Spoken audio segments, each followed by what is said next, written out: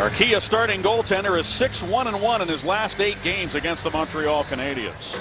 And of course he hails from Sorel, Quebec. Marc-Andre Fleury with the 31 wins. And he's going to have to go against this man. And it won't be fighting this man, we hope, Peter Budaj. But those two almost scrapped at the end of the last meeting between these two teams. Budaj gets the nod. Carey Price, he's got a lower body injury for the Montreal Canadiens, who will not dress here tonight for Montreal. Michael Therrien looked like he had a bad case of indigestion when he left the ice after that 5-1 loss to the Penguins, but he's turned things around. Dan Bylsma can focus all of his attention now on the Pittsburgh Penguins and the drive to the Stanley Cup playoffs and hopefully a Stanley Cup. And the league's leading scorer, Sidney Crosby against Thomas Plekanec to start the hockey game. These two have had a pretty good battle going, as Bob pointed out in the opening. From the opening draw, Ole Mata, who led Finland's defenseman with 5 points, 3 goals in the Olympics. Moves it up into the Montreal zone. Back to get it is Josh Georges. Up the wall for Alex Galchenyuk to Plekanec. Now to Brian Gionta, who scored a late goal last night for the Canadiens to tie the game in Detroit against Detroit in Montreal. And then they would lose the game in overtime on a goal by Gustav Nyquist of the Red Wings, who really stifled the Canadiens last night with great defensive hockey. The Canadiens had only 20 shots on goal and registered only 2 in the second period of that game. And the Penguins hope to do a similar job on them here tonight here in Pittsburgh. Here's Lars Eller, though, dumping the puck into the Penguin zone. Matt Niskanen goes back to get it. In behind the net, a battle for the puck. Rennie Bourque is there. Now Malkin steps in looking for it. Dale Weiss was there battling too, but Malkin emerges with the puck and moves it along for Robert Bortuzzo. To the left side, and Jokinen over the line. Now to Neal. Neal with a shot. And it's blocked by Barkov. Recovered by the Penguins, and Malkin takes the pass from Neal out to the point of drive by Bortuzzo. Is kicked away by Budaj to the near wall. Now Bortuzzo with a heavy check on Dale Weiss, former Vancouver Canuck on the near wall. Don't you love it, Staggy? Every time Bortuzzo dresses for the Penguins, his first shift is always filled with some sort of explosion. I know, Bob, you could probably comment on this, that the players who hit like to get hits in early to get the feel of the game. Oh, yeah, you got to, especially right now. You need that from Bortuzzo. Bring that energy to your hockey team, that first game back from the break. This is Brendan Gallagher with it, moves it to the corner. Pacioretty back to the net, and a save made by Fleury on the short side, and gathering the puck in now is David Desharnais, and he has to go after it now back towards his own zone, dumps it back into the corner, and set up the near wall to Pacioretty. Now to Desharnais in the middle. Pacioretty just fires it up high. Fleury took it up off the chest. The rebound comes to Pacioretty. He one-hands it over to George Parros. His backhand shot hit a body and came to the near corner. Parros in the lineup tonight for the Canadiens. Was not in the lineup in that 5-1 loss back in January. Now Subban works it to the corner to Parros. To Travis Moen cutting behind the net. By the wraparound. Didn't get it all the way around the cage as Orpik met him there with his stick. But now Kobasu with it. Up the wall for Sidney Crosby. Danny Briere took it away from Sid. And Subban's got it now.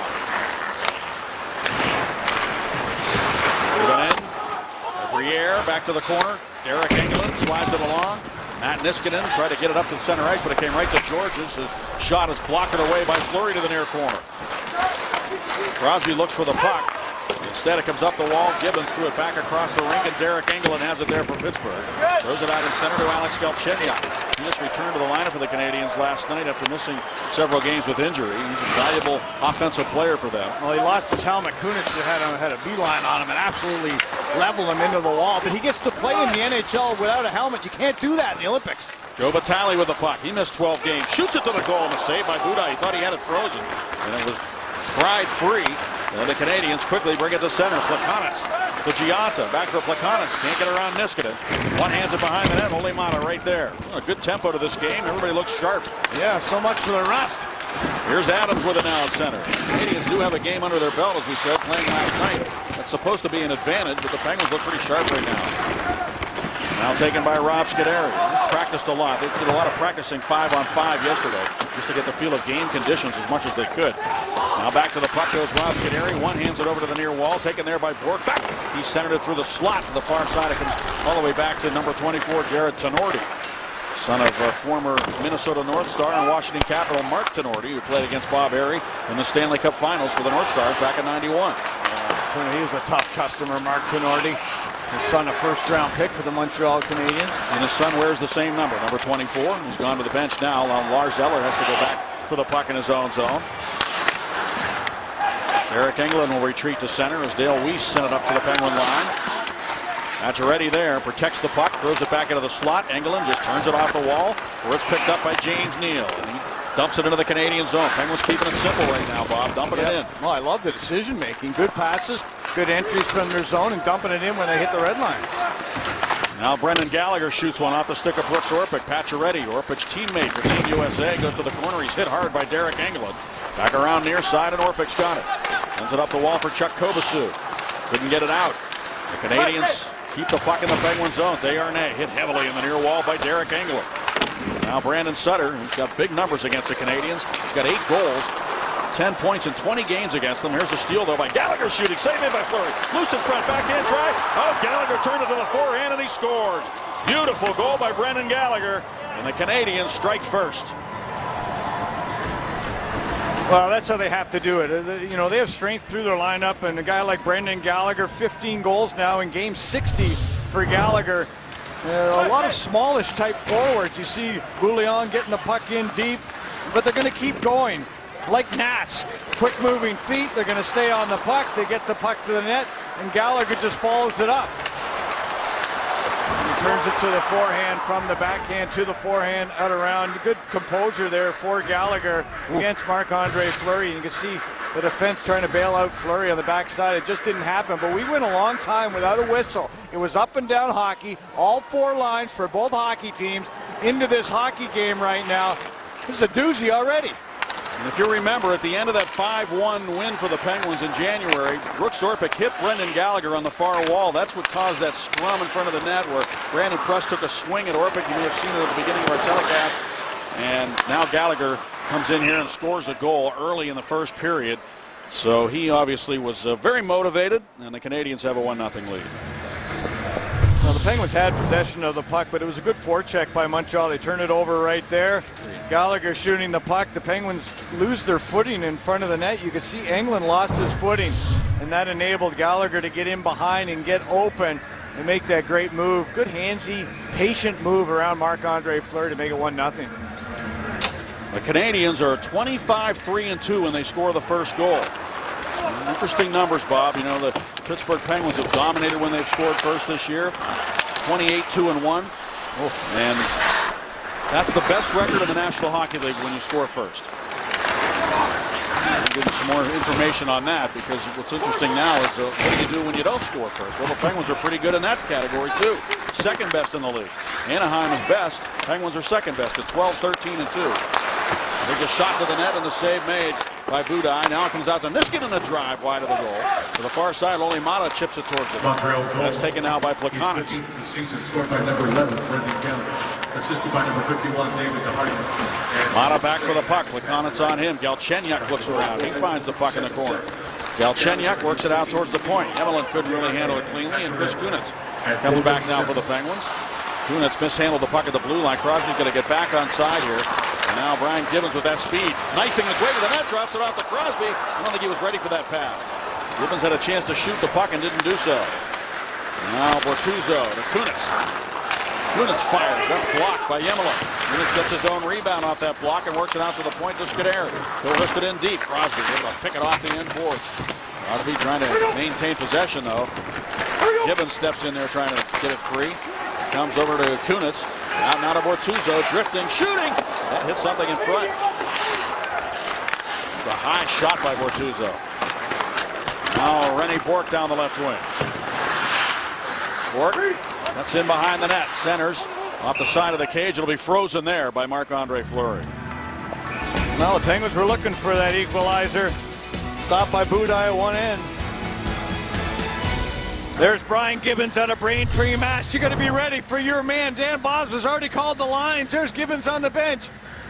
Yep, I got to jump out for the right winger. I got to wait for Crosby to get on side. I'm going to wait, hesitate, then pick up the speed. And maybe should have shot the puck. Look for the POP, the pass off the pads. Gibbons just turned 26 yesterday, but he hasn't lost a step. And boy, he brings a lot in that void that's been opened up in the absence of Pascal Dupuis, Staggy, and we'll see if he can maintain that spot throughout the season and into the playoffs. It'll be interesting with the trade deadline coming up next week. And right now, though, it's Gibbons' job, and he's done a good job playing on the right wing with Sid. To the near side, taken by Craig Adams. Moves it out to center. Joe Vitale there, and it's pushed ahead by Pyatt, but an offside call here. Take a look at our UPMC injury update. Brought to you by UPMC Sports Medicine, who've been very busy in the Consol Energy Center with injured Penguins. Yeah, there you see Paul Martin at the top of that list, Daggy. He got injured over in the Olympics, didn't get a chance to play against Team Canada, and Ray Shero, the general manager over there, really taking over the duties after the injury to David Poyle over there in Sochi. And they leave it to Ray Shero to put a nice tidy ribbon around the Olympics and explain exactly how he felt things went, and just a perfect perspective on it. He gave credit to Team Canada, said that maybe they're the best Olympic team ever, and certainly they were amazing. They allowed only 3 goals in 6 Olympic games. Sidney Crosby said, "We played great defensive hockey." Did they ever? Of course, that's what the Penguins want to do. Down the stretch and into the playoffs. They've been talking about it all season long. Joe Vitale is offside. Another whistle at center. Just want to finish the point I was making, Bobby, about first goals. Montreal had the 4th best record in the league at scoring first. So it's important to them. And that's why getting the first goal for them here in this one is very important for Michael Therrien, especially after the way things went the last time in here. Yeah, Therrien much less vocal behind the bench now. Learned a lot over his couple of tours of duty in the National Hockey League. This is his 2nd stint in Montreal. Here's Malkin shooting, and a good save by Budaj. Just got his blocker on that. Malkin almost put it in that sweet spot below the blocker and above the pad. Now here's Galchenyuk with it. He has Plekanec going to the net, and he backhanded one out of midair wide of the goal. Pass was interrupted on the way to him, and he still got a pretty good opportunity. Yeah, you're right. Jokinen got the stick in there, but Plekanec with the backhanded whack. Now Malkin into the Montreal zone. Malkin in the slot goes left side. Neal a drive. Score! He got that puck behind Budaj, and it's 1-1.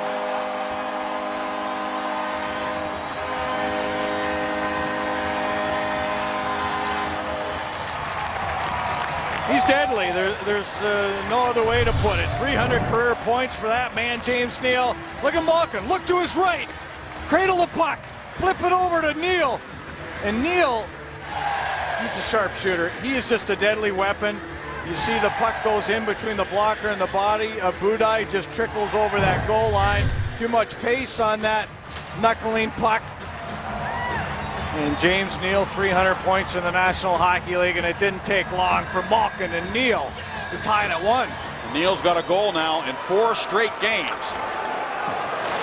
And the long break didn't slow down James Neal.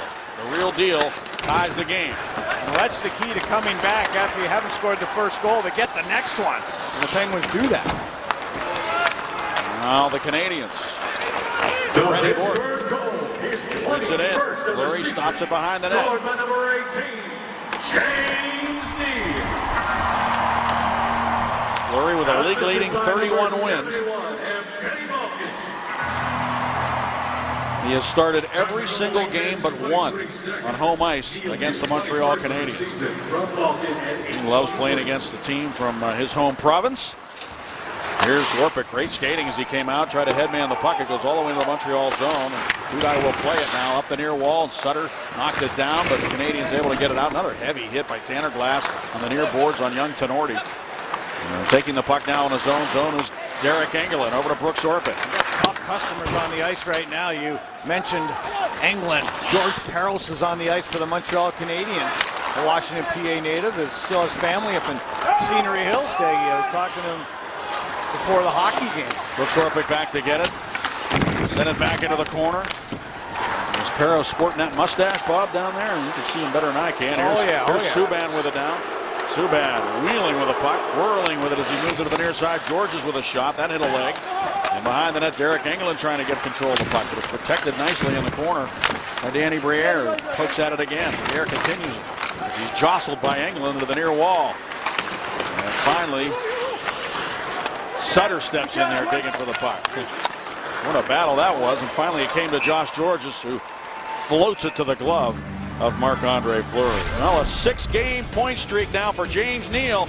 He's got 4 goals, 7 points in 6 straight hockey games, and the Penguins are tied with the Canadiens. Well, you see, you're out there, your line was able to get the equalizer. Is that the key when the other team gets the first goal, is to have a concerted effort to get that next one? Yeah, for sure. Obviously, getting that first goal after break, and they got a good start. They got the first goal, so we got the equalizer. It's big. Well, it was big. Was it as big as that bronze medal that you're bringing home from Sochi? How important was that? And what do you guys say in the dressing room before that game? I think the biggest thing is you only have those opportunities so few times in your life, and it's every 4 years. And getting a medal in the Olympics, it's for us small country, getting the bronze, it's huge. I'm very proud of our whole team. Congratulations, job well done. Thank you very much. Jussi Jokinen has a bronze medal to go along with that silver medal that he got in Torino the first time he played in the Olympics. What about Olli Matt over there saying he was incredible? He was. He really was. Both ends of the ice, both sides of the puck. Olli Matt brings home the bronze as well. What a great experience for a 19-year-old. Joy. And now down the wing comes Mata. He fanned on the shot, though. Then he's hit by Alexei Yemelin. And now Mata's trapped. As the Canadians and Niskin, the only man back, and a centering pass for Pacioretty, but a good defensive play on the back check by who else but Jussi Jokinen, who covered up for his fellow countryman Olli Mata on the play. And now Pacioretty centers one off a stick to the near side, and Jokinen's got it there. Incredible stuff. Jokinen, that's the second back check in this first period by Jokinen. He came back on a Plekanec opportunity earlier here in the first period, and he comes back again. Both sides of the puck for Jokinen, and that's why you win medals. You win golds by defense, you win bronze by defense, and there he is coming back with the stick in the lane, denying that opportunity. Jokinen hot too, Bob, before the break. He had 6 points in his last 5 games before the break. You see Jokinen puts new laces on his skates every day, every game. Now here's Scuderi. So that means he's always available, sitting around in the locker. He's one of the last guys to leave the room on game days because it takes his good old time to put those laces on. He says he likes the feel of a fresh lace. It makes his skates feel tighter. Now the puck at center ice, and Chris Kunitz looks for Crosby. The pass went behind him. Back to get it is Yemelin. Sends it around near side. Galchenyuk chops at it. Able to get it up the wall where Plekanec will move it into the middle. Ryan Giunta with a long slap shot on Fleury, gobbles that up, steps up to his skates, and then moves it along for Derek Engelland. 8 minutes remaining in the first period. 5 shots for the Penguins, 7 for the Canadians. Now Budaj pushes it aside to the near wall, and Travis Moen. Owen lifts it out to center ice. Looks Orpik. Peros crunches him into the far wall. Now Fleury sets it up for Derek Engelland. Orpik's pass off the stick of Moen and slapped by Briere off a stick up into the netting behind the Penguins' goal. On an all-new Inside Penguins Hockey, Dan Potash travels to Long Island to find out how Rob Scuderi began his hockey career. Tanner Glass plays a record-breaking 13 hits on the Dallas Stars and much more. A new Inside Penguins Hockey presented by Heritage Valley Health System debuts tomorrow at 7:30 on Root Sports. The big train Douglas Murray on the ice right now. The ex-Penguin. Everybody remembers him last year as a member of the Penguins, and there he is chasing back. Now Battalion after the puck to the corner. Adams in there as well, is jostled by Lars Eller. Penguins get the puck. Battalion's shot was blocked. And now it's worked ahead to Rennie Bourque. On his off wing, he just slips it up towards the Penguin net, and Fleury figures he better cover it up here for a face-off. A little pushing and shoving after the whistle. Opportunity to take a look at our Barrel Automotive leaders. As we said, the Penguins are leading the Eastern Conference, and of course Sidney Crosby is leading the National Hockey League in scoring once again. And we will be seeing Crosby and Getzlaf next week when we go to Anaheim. The Penguins can move to within 2 points of the Anaheim Ducks with a win here tonight. 2 points of the top spot in the National Hockey League. It's been an amazing season. The Penguins have lost well over 300 man games to injury, and here they are knocking on the door for the top spot in the East in the entire National Hockey League. Derek Amell dropping the puck right now. The linesman, he was over in Sochi. He resides up north Pittsburgh. He did the gold medal game, as a matter of fact. Quite an accomplishment and achievement. Here's Evgeny Malkin. He finds Neal. His shot. Oh, that one trickled through Budaj, but this time it hit the post. Oh man, just overpowering that shot. I mean, it doesn't have to go off. We saw in the first goal, Budaj got a good piece of it, and that one there, and he got a good portion of that puck. It still almost went in. Niskanen guns it up into the Canadian zone. Josh Georges wheels it back around to the far side. Subban looks over his shoulder, uses the glass to get it out. That's all he could do was get rid of it. And it's going to be an icing call against the Canadians. They wanted to change, but they won't be able to. Let's take a look at James Neal and that weapon, that shot. A big curve on the stick. He's got a lot of whip. The hands are tight together. And that puck goes between the wickets of Budaj, hits that goal post. As you look at the Allegheny, the Super Mo presented by Allegheny Health Network, look at that puck.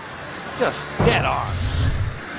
Looked like a little curling rock coming in. Those hands closer together, Bob, what does that do you think, with the stick action there? Well, it causes that whip because you have so much. The length of that stick is the ability to just flex so much. What is it? 87 whip, or is it lighter than that? I thought it was 85 flex. 85 flex, actually, 87, yeah. I was told that it actually goes down because he gets his sticks a little longer than he needs them, and then he cuts off the top of them, which effectively reduces that flex, makes it even whippier. Now a fan on a shot by Plekanec, he centers it through the slot. Tanner Glass after Giotta got there first, out to Tenardi. Tenardi across to Murray, and he guns it off the end boards, trying to bank it in front of the net. And behind the net now, swept aside to the corner. Tanner Glass will go get it, along with Galchenyuk, who won the battle. Out to Tenardi. Tenardi's wrister off a leg. Pinballs around. Galchenyuk loves it to himself.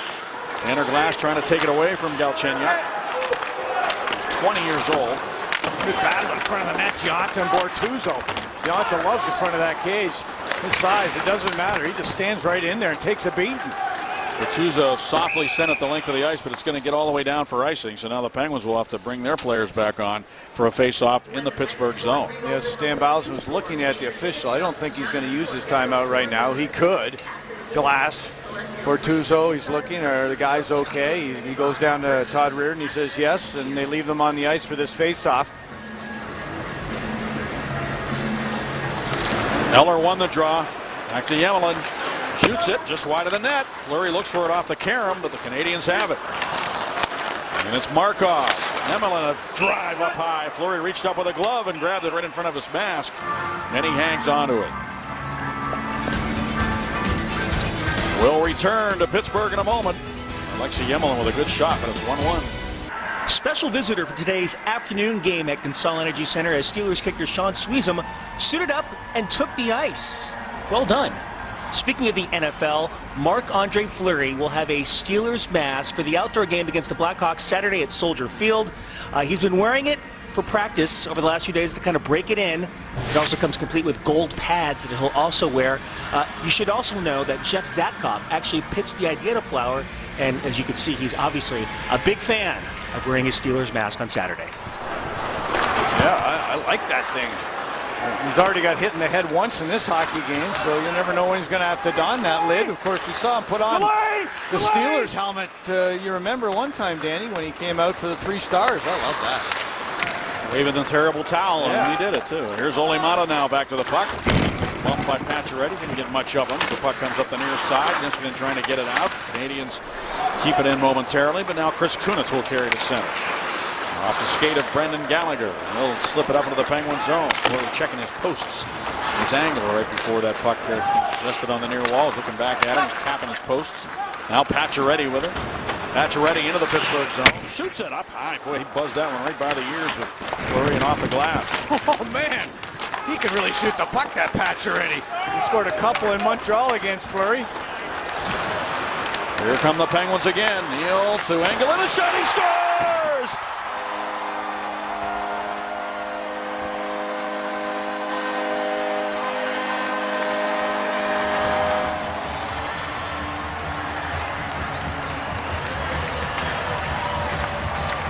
Derek England, when he was on forward, he showed the ability to score goals. Look at him start to play from the own end. He's going to join this rush. James Neal to England, and he just rips that shot up over the glove hand of Budaj. I don't know if it hits a stick right there or not. of the defenseman Josh Georges. But what a fantastic shot by Derek Engelland. And Dustin Tokarski is the backup netminder here. Carey Price not dressed with the lower body injury. Price had to exit the last game the Canadians played here. This is only the first time that Budaj has played in back-to-back games, made back-to-back starts since April 4th and 5th of 2012 as Fleury freezes the puck in the paint. And this is not something that Budaj used to. He played last night in Montreal against the Red Wings, faced 30 shots, played well. We thought we might see Tokarski tonight, but we're seeing him on the bench at the moment. And this is Price getting chased. Ended up being a 5-1 Penguins victory against Carey Price and Budaj, who finished the game. He had not allowed a goal in 24 minutes after replacing Price in that game. There's Tokarski, who's got a nice resume, actually. Won the Memorial Cup, Spokane, won the gold medal for the World Junior Canadian team, and also won the Calder Cup, the American Hockey League Championship with Norfolk, that he was with the Tampa Bay organization. Oh boy, Michael Therrien is up right now, just giving it to the referee, looking for a penalty there on that hit coming out of the zone. George Peros out there. Derek Engelland with the puck. This is a beautiful shot. Fired past Budaj. Now Adams over to get the puck. He threw his hip into Douglas Murray. Bouncing puck. Taking it behind the net is Joe Vitale. You can see him back with that speed that he's got, quickness, size. Brooks Orpik wrists it back into the corner. Taylor Pyatt also returning after missing a couple of games with injury at the end of the stretch before the Olympic break. Now Brooks Orpik with it with 2:55 to go in the first period. The Penguins leading 2-1. It's a bonus when you get goals from guys like Derek Engelland. Here's Jokinen down the wing against Galchenyuk. He'll slip it in behind the net. Well, it was a good job by Engelland who joined that rush, because Crosby was on the ice and he just flipped the puck out into the neutral zone, and then he went for a change. So Derek Engelland said, I gotta join the rush here. Let's take a look. Here's the battle in the corner. You got Sidney Crosby, a couple of forwards, and a couple of D. Derek Engelland. Crosby just whacks it out of the air. Neal uses his hand to put it down. Crosby and Kunitz go off the ice. Everybody else joins. So Crosby is going to get a point on that goal. He got an assist. He's not going to get a plus. He wasn't on the ice for the goal. Bortuzzo. Wrist shot. Deflected right to the equipment of Budaj as Jokinen was standing on the doorstep. Coming up in the first intermission, presented by your neighborhood Ford store with Rob King and Jay Caulfield, Dan Potash will speak with the real deal. Boy. And also Jay will tell us straight. James Neal's been a big part of this first period for the Pittsburgh Penguins. Of course, he did not get picked by Team Canada, did not go to Sochi. But he doesn't look too disappointed about it. Looked like he got a lot of rest and relaxation, and now he is fired up and ready to go. He hit a goal post as well as a goal and assist in this one. Little redirect there as he was able to direct it towards Jokinen, but he was stripped of the puck by Yemelin. And the Canadians dump the puck into the Penguin zone. Bortuzzo goes back to play it. Around behind now for Scuderi. Up the wall, Jokinen couldn't find it, and it'll go the length of the ice. And this is Markov going back to play it. No icing on the play. Yemelin takes it. Headmans the puck up the right wing. Interesting to hear the way the Russian announcers pronounce the Russian names over there in the Olympics. And we're told that players that have E in their name, like Malkin, he would be Yevgeny Malkin, and Ovechkin is Ovechkin, and Alexei Yemelin, his name begins with an E. It's actually pronounced Yemelin. That's the way they pronounce it over there. Now here's Niskanen with it up the right wing for Kobasu, who directs it into the Montreal zone.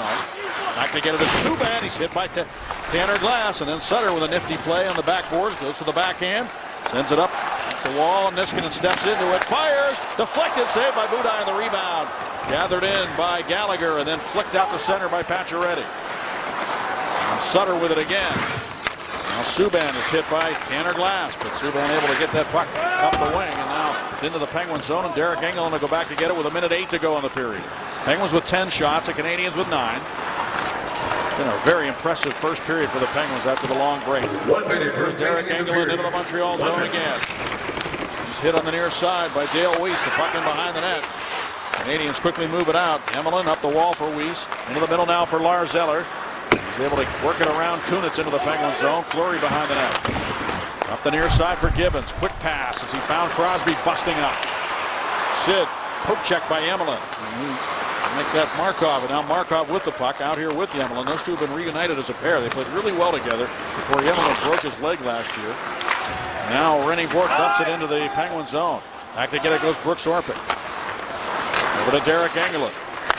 And then center Gibbons bumped by Josh Georges with good gap on him, but now Gibbons finds Crosby, shoots it up high, and a blocker save made. Fleury went to the bench. And there's going to be a penalty on the Canadians for holding here. Yeah, this is going to go against Rene Bourque in the offensive zone, the Canadians' offensive zone.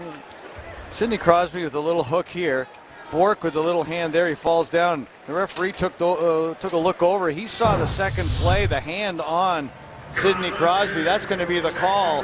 Michael Therrien not liking it, shaking his head, along with assistant coach Gerard Gallant, who is a tough customer to play against as well. Detroit Red Wing. And they're going to have to kill this #1 power play.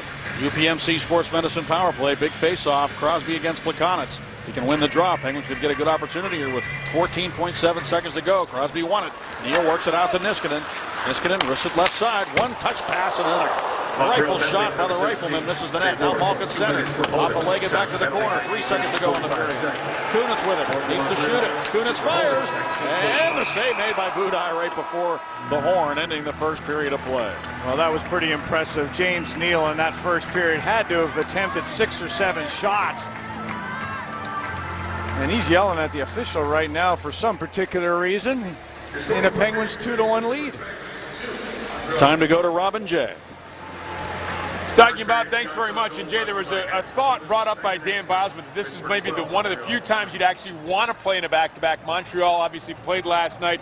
Normally a team would be tired. The Penguins, of course, have had the long Olympic break. Your thoughts on how the Penguins played? I thought, I was talking to Stan before the game, I believe, it was going to take, 10 plus minutes for you to get a few shifts under your belt, get your legs going, find the speed of the game, and it's about how it plays out for guys when you get those moments. So other than that, great. And then it almost looked like late in that period, it did look like Montreal played last night. And Pittsburgh started to take it over a little bit. So great first period. Well, Jay mentioned that 10 minutes. It was a little over 8 minutes before James Neal scored. Dan Potash will catch up with him. Jay will tell us straight for you as well when we return after this.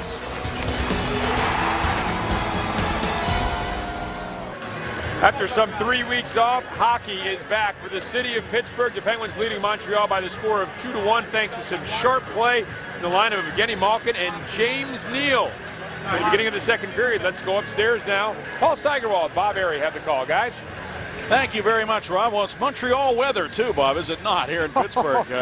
The Canadians in town and getting a full dose of James Neal in the first period. Yeah, it's impressive to watch when he has the puck on his stick. It just explodes out there. He just whips that puck with that highlight type action. Budaj is guessing every time. Not only Neal has the puck, but even when Engelland has the puck and Budaj goes down, he's in his blue paint. It goes off maybe a stick, his shoulder, and in. But James Neal already with a goal in this one, a goal post in 6.5 minutes. Tonight's face-off presented by the new face of Northwood Realty Services.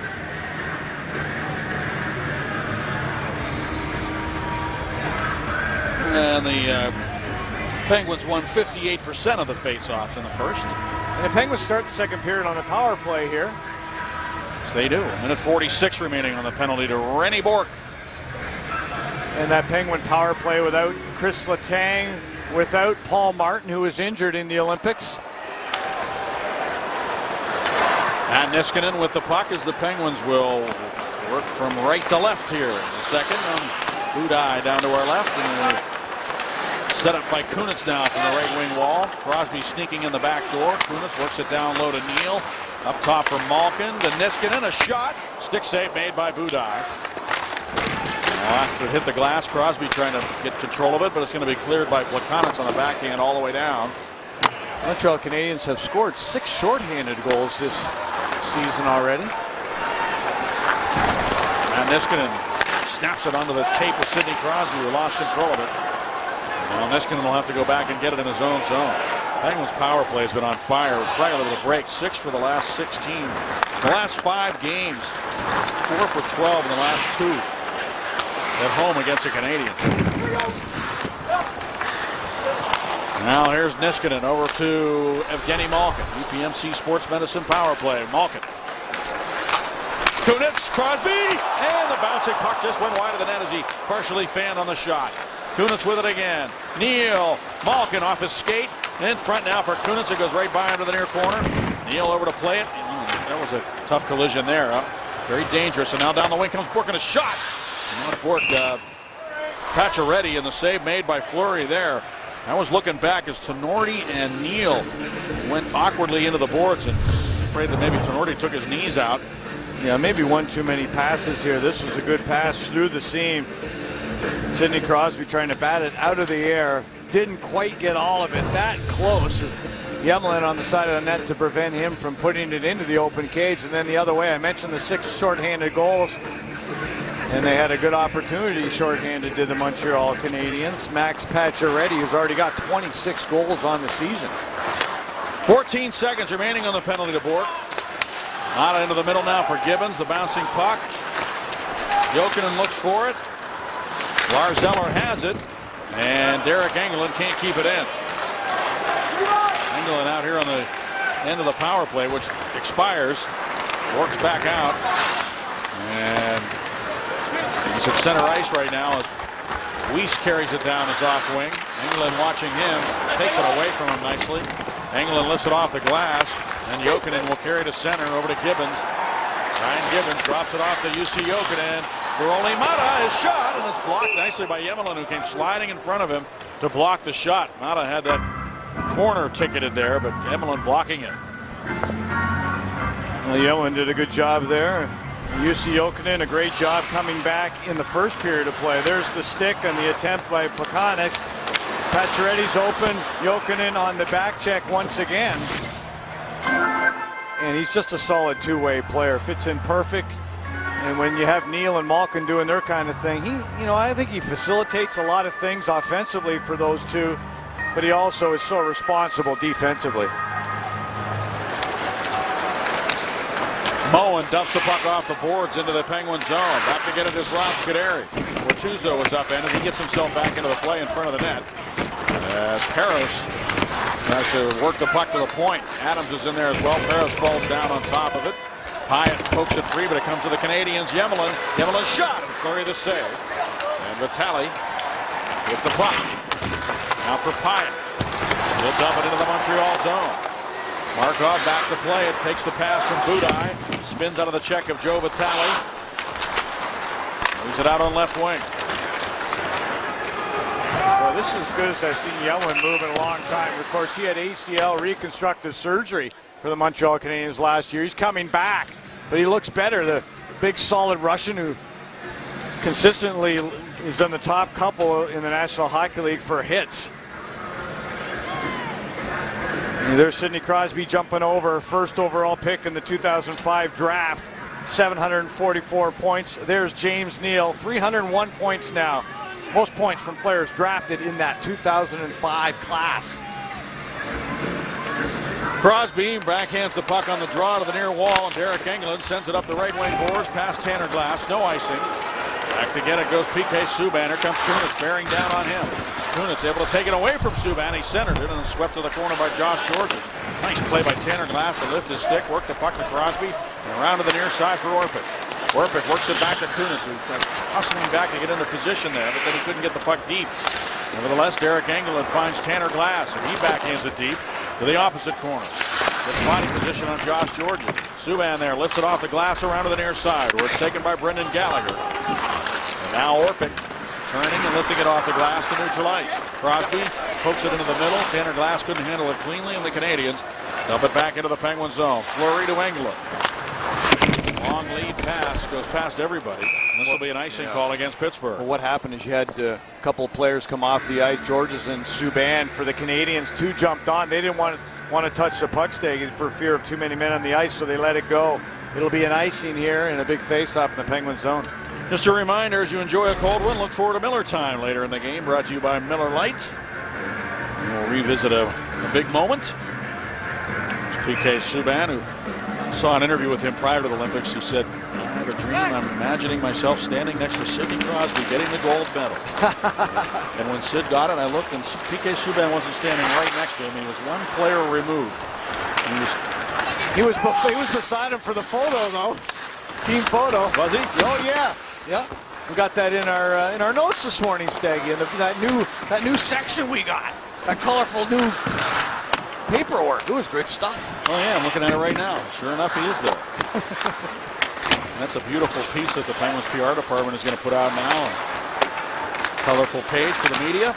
Always one step ahead of the rest of the league in that department. Now a centering pass comes all the way through to the near side, where it's backhanded back into the corner by Yemelin. Tenorti rather behind the net for Plekanec. Plekanec holding that puck behind the cage. Dangerous back there. Yeah, there's nobody in front. Now Giotta shoots it. Fleury got a right pad on it, and now the rebound is taken by Malkin and lifted out to center. Cut off by Tenorti. He's 6'6". Dumps the puck around to the far side where Galchenyuk got a stick on it. It's held in by the Canadians. Dumped to the corner. They're making a change, though. And Brooks Orpik able to find Jokinen on the left wing at center, and he'll dump it to the Canadian zone right to the net. Budaj played it. Markov moved it to the near side. Plekanec banks it ahead, where Bork keeps banking it up into the neutral zone. But now Niskanen to Malkin, and now to Neal. Yemelin goes back for it. And you're right, Yemelin looks like he's back now from that injury. He really is skating nicely. Puck on the right wing, Bork with it. He's a key guy for them too, Bob. Well, he's key in the backside. It gives you an idea of how long it's going to take for Pascal Dupuis. You know, they give it a 6 to 8 month timetable, and you hope they come back. And a lot of times it takes time after that. Now Niskanen with it on the right side. He sent it down towards the corner, but a lead pass carried into the zone by Bork, and Eller was ahead of the play on the left wing, and offside called on the Canadians. Bob Huggins and his Mountaineers hit the hardwood of the Coliseum for a Big 12 conference matchup against TCU. It's all part of Wild and Wonderful Sports. And it tips off live on Saturday at 1:30 on Root Sports. We saw Tanner Glass get a shift with the Crosby Kunit unit a couple of shifts ago. Now the fourth line for the Penguins is on the ice. Vitale, his first game back. Good to see him back in a Penguins uniform after the injury.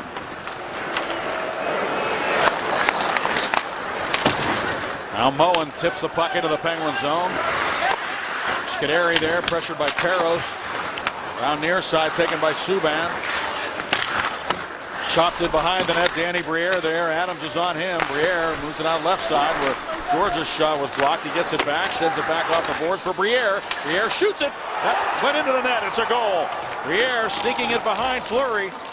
And he had a lot of time to look it over and pull the trigger. You know, he's getting up there in age. He's got 10 goals now. He's been a healthy scratch, but he's still sneaky and knows how to elevate the puck around the net and to pick a spot. And he does it with patience, with head up. Look at him picking his spot, head up as he glides back, and he measures up the goaltender, and he's able to drift. And Marc-Andre Fleury, who's down, established his positioning, was not able to move from left to right to match how Briere was able to kind of do that moonwalk backwards. He created an angle for himself, and he put it right on that blocker side, high on Marc-Andre Fleury. A beautiful goal from a gifted goal scorer in Briere. There's another chance for the Canadians. Bork with a drive, and he guns it over the glove. Good chance there for Pacioretty as he came down the wing, and boy, can he shoot the puck. Yeah, it's heavy, and if he hits the mark there, it's just like James Neal. He might find himself with a goal, and the Penguins could be leading, or the Canadians could be up right now. He missed a big opportunity against the Canadians. Kunit's shot is stopped by Budaj. Yeah, did Pacioretty. Remember that Canada U.S. game? Absolutely. Now here's a chance for Niskanen shooting, and it's off a skate. I think it hit Crosby's skate and bounded wide of the net. Actually deflected it with his stick steady on the backhand with a man all over him. Here's Kunitz with it now. That's a sneaky deflection by Crosby. Kunitz with it on the near side. Centers. Sid was there again looking to redirect one. Now Gibbons with it. He tries to move it in front. Crosby spins out of a check. Sid twisting behind the net, looks for Kunitz. He overskated. And Markov's got it. He moves it out on the right wing to Brendan Gallagher. Gallagher softly dumps into the Penguin zone. Short shifts, get off the ice after 30 seconds. You don't want to extend the shifts first game back. This is Galchenyuk. Nice move around Niskanen, but then lost control of the puck. Olimata back for it. Backhands it to the far corner, and Neal has it there. Neal able to find Olimata. He goes to Niskanen. He goes up the middle to Jokinen. Jokinen over the line, look for Neal. Neal hustles to the puck, shoots it. And then the shoulder of Budaj off a stick, and it goes up into the netting behind the Montreal goal. Well, Crosby finding ways to score goals if he can in front of the net with a couple of deflections. Here's one by Sidney Crosby, and a second one in the slot on the backhand. Getting involved. Well, deuces are wild here at Consol Energy Center. 2-2 in the second period. Oh, by the way, the Penguins will play 16 games in March, the first coming this weekend when they step outside in Chicago. The surface at Soldier Field has been transformed from football to hockey, where just over 61,000 fans will enjoy the Pens and Hawks, and single digits on Saturday night. IPH will be there, I will be there, Staggy will be there. We'll all be cold together, isn't that right, Paul? Oh yeah, except we'll find some place to get warm, I would imagine. I hope so. Me too. Otherwise, we might not come back. Here's Tenorti with it. It is going to be cold. And he stands there with the wind blowing in the Windy City. Now Derek England sends it around for Jokinen, who feeds it back into the middle, and Evgeny Malkin takes off. Malkin, Galchenyuk confronts him, pokes it away from him, and now he's got the puck. Now he's knocked down by Jokinen, who finds Neal. Neal shoots it, and it's off the stick of Murray up into the netting behind the goal. Well, it's a 2-2 game. You got to look at all the little facets of the hockey. And look at his face-off. Buchanan, it's his wrong side. He moves Tenorti over a little bit. Watch the inside man. Tap it back. Tenorti gets the puck, and he's off to the races. You got to get help, communication. That was not Buchanan's good side. He had to win it towards the netminder, but the winger knew, the defenseman knew, and the puck went out of the Canadian zone. You hear the communication again. You see Crosby to Gibbons to Scuderi. Now they all know what they have set up. From the draw, it was pushed towards the net, but it's cleared by Subban off the glass. Out to center, where Scuderi tried to stop the progress of Dale Weiss, but he's able to get to the puck, center it, and was off a skate. And Brian Gibbons, who then drags it up the near wall ahead to Kunitz. Kunitz into the Montreal zone, trying to get across the rink to Crosby. Crosby able to take the puck and protect it against Bourque and move it to Kunitz. Kunitz steps in front. He tried to go to Gibbons, and he couldn't take the pass, but there's going to be a penalty, and it's a hooking call. And it'll be PK. No, it'll be Eller. I thought Subban was shaking his head like he was going to go off. 81, 2 minutes. Bortuzzo joining the rush for the Penguins as Gibbons went down low. Sidney Crosby had to keep the puck alive. Down low using his feet. And he's tripped up right there, but he keeps moving through as Markov's got George's a stick between the legs. And the hook. Eller with the hook coming back. Yep, on Gibbons, who used his speed to spring himself towards the net, forced Eller to take the penalty. Gibbons came a long way there because you remember Bortuzzo was on the rush on the original 3-on-2. Gibbons was down low. Penguins 0 for 1 on the power play. They had 2 shots on their first UPMC Sports Medicine power play, and now Malkin forces the puck into the corner. Kunitz looks for it. Douglas Murray trying to get it out, and now it will be the Canadians. Nope, they're not going to get it out. The Penguins hold it in. Malkin back to the corner for Kunitz. Kunitz. Neal up high. Neal to Malkin. Now to Niskanen. Niskanen fakes the shot, lets it go, and Budaj fights it off with a blocker. Taken now by Kunitz. Kunitz holds it in the circle. And Neal comes over to help out. He centers, and it comes all the way through to Malkin. Now to Crosby. Pass to Neal. Back to Sid to Gino. Malkin slap shot. It was deflected and then hit the skate of Neal, and it was cleared by the Canadians. Well, Moen knew he had a broken stick, but he kept it in his hand. You see how gingerly he got that puck down the ice. Canadians got it down on their 4th opportunity. Crosby with it again. Sid to Niskanen. Over to Neal. His shot, and Budaj makes the save with his right shoulder. Now Kunitz with it again. Just kind of shrugged that right shoulder. And now here's Neal with it in front. Oh, it doesn't come through to Crosby. Went off the stick. But it's taken by Malkin. Malkin cuts behind the net. Now to Sidney Crosby. Back to Gino behind the goal. Kunitz is in front. Murray and George is defending. Crosby with it. Penguins toying with the Canadians right now. Niskanen. Shot by Neal. Stop. And Budaj able to cover the rebound. Yeah, well, they were exhausted. Everybody, the Montreal Canadiens, Murray and George is on defense. Patcher ready. up front. Gionta, the Penguins passing at will. Malkin behind the net to Crosby. You got Neal on the point with Niskanen. There's the one-timer. It's stopped by Budaj. The Penguins try to close in on a rebound. There wasn't much of one. And the Canadiens get their change. And there are 34 seconds remaining on the penalty to Lars Eller.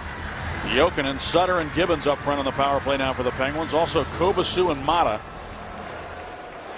So Kobasu plays the right point here on the second half of this power play. And Jokinen leans in against Plekanec, and hustling to get control of the puck was Gibbons from Mata. Now to Sutter.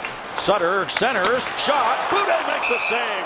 And a great scoring opportunity for Jokinen. He had to stop the puck, and that gave Budaj time to get over to make the save. Yeah, what a pass by Sutter. He had to elevate that pass, a dish pass, a saucer pass, an elevation pass, right there over the fallen Yemelin. And Budaj is able to get across. What a beautiful pass by Sutter to Jokinen. Jokinen gets that shot on the net, but Budaj's there. No one-timer there. He had to wait. He had to stop it, and then now a loose puck at the side of the net, now behind the goal, and Gibbons with it. Works it up top now to Mata. 16 seconds on the penalty. Jokinen with it. Fakes the shot. Jokinen, a very good power play guy. Just has a feel for the power play. Works it down low for Sutter. Back to Jokinen. Now to Mata. Mata fires. Scores!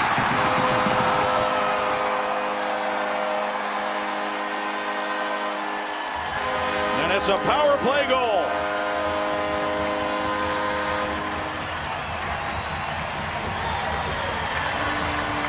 Yeah, created by a couple of Finnish hockey players, Jokinen and Mata. And look at the shot. Perfectly placed, through traffic, head up, flex on the stick, Gibbons out of the way, Sutter out of the way. Budaj saw it go by. He couldn't knock it down with the glove. If he'd have saw it, it was like playing pitch and catch with your son out on the street. But when you don't see it, it's tough to stop. And for 19-year-old Olli Mata, wow, the good times just continue. His second power play goal of the year. He can shoot the puck. He's got that long stick and that big windup. Get a penalty here against the Pittsburgh Penguins as Pacioretty goes down. We'll be back in a moment. 9:13 to go to the second period. The Penguins leading 3-2 on a power play goal by Olli Mata. Dan, your team's up 3-2. 19-year-old Olli Mata. He just never ceases to amaze you. Well, I saw a little bit of that at the Olympics, that head-up shot on the power play, but he's been a confident player all year long. He's been steady, but I think after the Olympics here, this first game's been real good. How do you assess your team's overall game in the first game back here? Yeah, we really made two mistakes here that's into the back of our net, both coming out of D-zone. The one in the first, the one in the second. I thought we played a real good game after that in the first, and the power play goal here was a big responding after they draw even. All right, thanks, Dan. Yeah, thank you. And now Joe Vitale's in the box for the Penguins, and the Canadiens have their first power play opportunity of the evening. Brendan Gallagher works it to the point. Across now for Subban. A lot more room to work that puck along the blue lines in the NHL than there was in the Olympics. Now Brendan Gallagher works it below the goal line. These passes you see along the blue line, they're tough to make in an Olympic rink. Here's a shot by Pacioretty that missed the net. The near side, held in. Markov sent it back to the corner. Scuderi lifted it up off the glass. Can he get it out? No, Markov held it in nicely. Back into the corner, Brooks Rupert goes to get it. Now chopped in front, Adams looks for it. Subban just couldn't control as it came out towards him, and now Subban over to the wall to play it. Nice pass there from Markov. Pacioretty shoots and scores! Pacioretty with a rifle shot on the power play. And the Canadiens tied at 3. Well, that's that old, let's put it to the inside, have everybody collapse, and then push the puck back outside. It's really a basketball play where you throw it into the center, he throws it back out to the outside, and you maybe go for the three-pointer. Take a look at the Montreal Canadiens. Subban keeps the puck in. Puck's going to go inside, back out, and there's a shot over the glove hand of Marc-Andre Fleury. And Fleury is a little bit disgusted because he really read this play, and he got over there, but that puck was just, it was overpowering. And we know Pacioretty's got that ability. We've said it a couple of times in the hockey game. He has just got a blistering shot, and he showed it right there. His 27th goal of the season. just really heavy. It was perfectly placed over that glove hand, and it had to be because Fleury read that play. And he's a Cy Young Award winner too, Bob. He's got 27 goals and 11 assists. Yeah, there you go. Well, Marc-Andre Fleury, and you watch him. It was really good, quick passing by the Montreal Canadiens, but Fleury was quick too. Watch, quick. He was set. He got over there. He actually set himself, but the shot was just so good, he couldn't stop it. It's placement, it's pace, and we're tied at 3. Bobby, just looking at the numbers, the last 4 games, the Canadians, 1 power play chance, 1 power play chance, 1 power play chance, 2 power play chances. They just haven't been getting a lot of opportunities. Here's Gionta shooting, blocker save by Fleury, and the rebound gathered in by Malkin. That was their first of the night, and they're able to cash in to tie the game at 3. And here's Malkin, he's poke check, but it comes to Jokinen, and Budaj makes the save on UC Jokinen. Yeah, this game's getting really interesting right now. Everybody's getting into the hockey game. Penguins' first game after the Olympics, the Canadians' second. Who's got the advantage right now in a 3-3 game? Gionta goes one way, a blocker save by Marc-Andre Fleury. Good job by Mata to prevent any rebound opportunity. Then the Penguins bounce back the other way.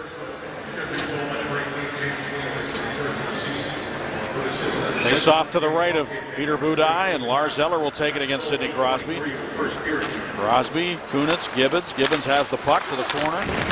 Taken hard to the wall, and Crosby hustles down behind the net, but it comes to Bourque behind the goal for Tenorti. Gibbons tried to take it away from him, and Douglas Murray sends it up the near wall. Weiss couldn't play it on the near boards. Knocked back to the corner. Gibbons there, back around for Kunitz. Kunitz pops it back toward the corner, and Lars Eller just turns it and angles it back to center.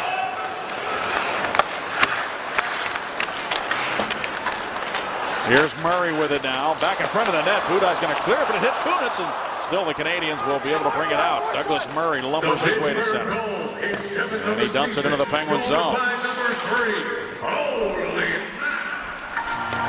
Now Bourque over to play the puck. Gibbons there as well as Niskanen. It comes squirting free for Crosby. In front of his own net to Mata, to Kunitz. And out to neutral ice. Now a giveaway as Gibbons intercepts, carries into the Montreal zone, centers for Kunitz. It goes right by him, but he pokes it behind the net. Long shift here. Crosby out here a while, along with Gibbons and Kunitz. Sid, though, working extremely hard, trying to shoot the puck. Kunitz ends up with it in front for Gibbons, and went right by him. And now Bortuzzo able to keep it alive for Scuderi. Back for Bortuzzo. Malkin able to slither his way towards the corner. Now Georges tries to get it out. Malkin spins him around. Sid still on the ice. It's Malkin, Neal, and Crosby at the moment.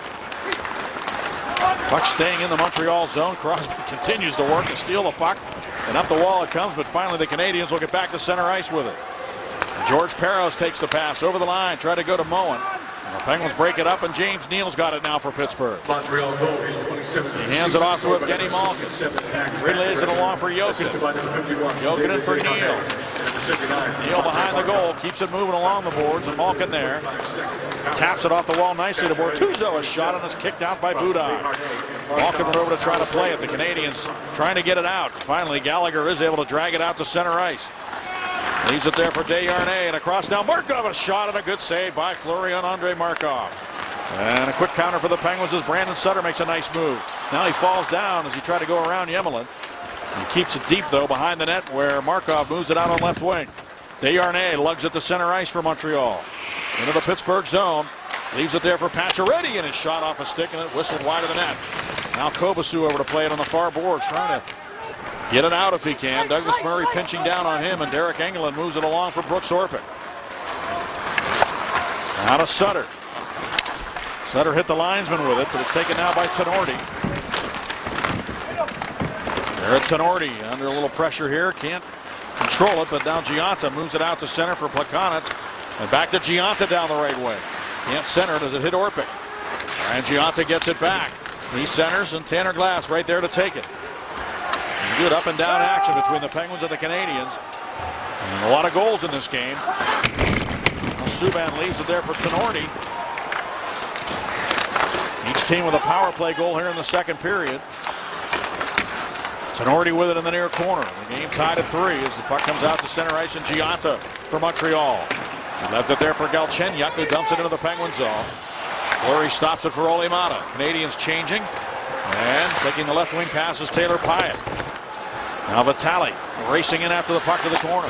Got there first. Bouncing puck. Vitale looks around for it. Josh George has had a headlock on him. He comes up the near wall, and only Mata trying to get it deep. But it's going to be carried back to center. Rennie Bork forces it down to the corner for Dale Weiss. Back behind the net for Bork. He's got Briere in front of the net. Centers, and it goes past Briere. Comes right to where it could be carried back to center ice by Vitale. Boy, this game's getting a little abrasive out now. You saw the fourth line of Glass. Vitale out there working the body on Tenorti and company. Good hockey. And an offside play on the Montreal Canadiens. Yeah, it just seems like there's a little less room out here the last 10 minutes. Ask Sidney Crosby. He's got this man, Subban, all over him. Mario Lemieux recently received a picture on a text from Marc Bergevin, his old teammate, not only in Pittsburgh, but also at Villemard in 78. 77, 78 to be exact. They were 12 years old. Look at Mario's numbers. 150 goals in 65 games, 243 points. You see Marc Bergevin, he's the fourth one down on the list, and also Jean-Jacques Daigneault, the assistant coach of the Canadiens tonight. So 3 of those players who played on that team were on that score sheet and are in this building tonight. That is amazing. That is amazing. How good was Sylvain Cote as well? He was there. He was third in scoring. No, that's a different Sylvain Cote. What was it? It's not the same one who played in Washington. That's some great stuff. How did that team lose? There's a penalty here. Sidney Crosby drawing it. Maybe they didn't lose that squad. Now Sidney Crosby trying to split the defense, and he got chopped down, and Penguins are going to go on the power play. Crosby backwards to forwards. There's Yemelin taking away the progress of Sidney Crosby, and Michael Therrien not liking that call as well. A little more animated Michael Therrien in this game than he was last time in discussion with the official. Third power play chance for the Penguins. And Yemelin not pleased either. By the way, Bergevin, I saw him between periods. He said, Bob, he said, I was a defensive player and I had 68 points. Never come off the ice. Just got to give it to one guy. You're going to get a point. Here's Niskanen with it. 150 goals for Mario. Crosby shooting. That's blocked. 2 minutes for interference. 2 minutes for interference on Yemelin. UPMC Sports Medicine power play. Kunitz up top for Niskanen. Across to Malkin. Malkin holds it on the right wing side. Kunitz backs up into the slot. Neal to Malkin. Now in front looking for Kunitz, but Josh Georges broke that up with his stick. Now Moen goes down. He's tripped up a little bit there by Malkin. And a big battle for the puck in the corner. One of the key aspects of the Penguins' success on the power play is their puck retrieval. You have to outwork the penalty killers, and that's not easy to do. Now a battle between Josh Georges and Malkin as they jostle one another. The puck continues to stay on that end board, on the corner board. And look at Doug Murray. That was finally comes free to Niskanen. His shot. Oh, Malkin fanned on it as he turned. He almost was able to wrap that around Budaj. And finally, it's going to be cleared. Well, that was rugby at its finest right there in the corner. There's 2 helmets on the ice, one black and one white. Out to the left of Budaj. Crosby, Jokinen, shot. Budaj was looking back, but it was in his equipment, and he freezes the puck. For 30 seconds, and it seemed much longer, there was a battle to the left of Budaj with 6 players. 3 Penguins and 3 Canadians. And they went at it, it seemed like for an eternity. Malkin at one point turned around at Georges here and said, well, what do you want to do? You want to do something about it? Well, he went back in and decided to dig. A couple of helmets were lost along the way. And in the end, it was the Penguins who had the puck, and Malkin almost scored. Now Subban turns it up the near side. Mata couldn't hold it in, and here's a chance now for Eller. Coming over to confront him is Kovacic. Eller with good speed down the wing. Kovacic took him out nicely. Never got to the front of the net. He still has the puck. Sends it back in behind the goal, and Fleury will take it there. 30 seconds remaining on this Montreal penalty. Penguins with a man advantage, trying to retake the lead again. And here's Jokinen. Oh, he almost got through. Now here's Gibbons, and he can't shoot it. Centers it though.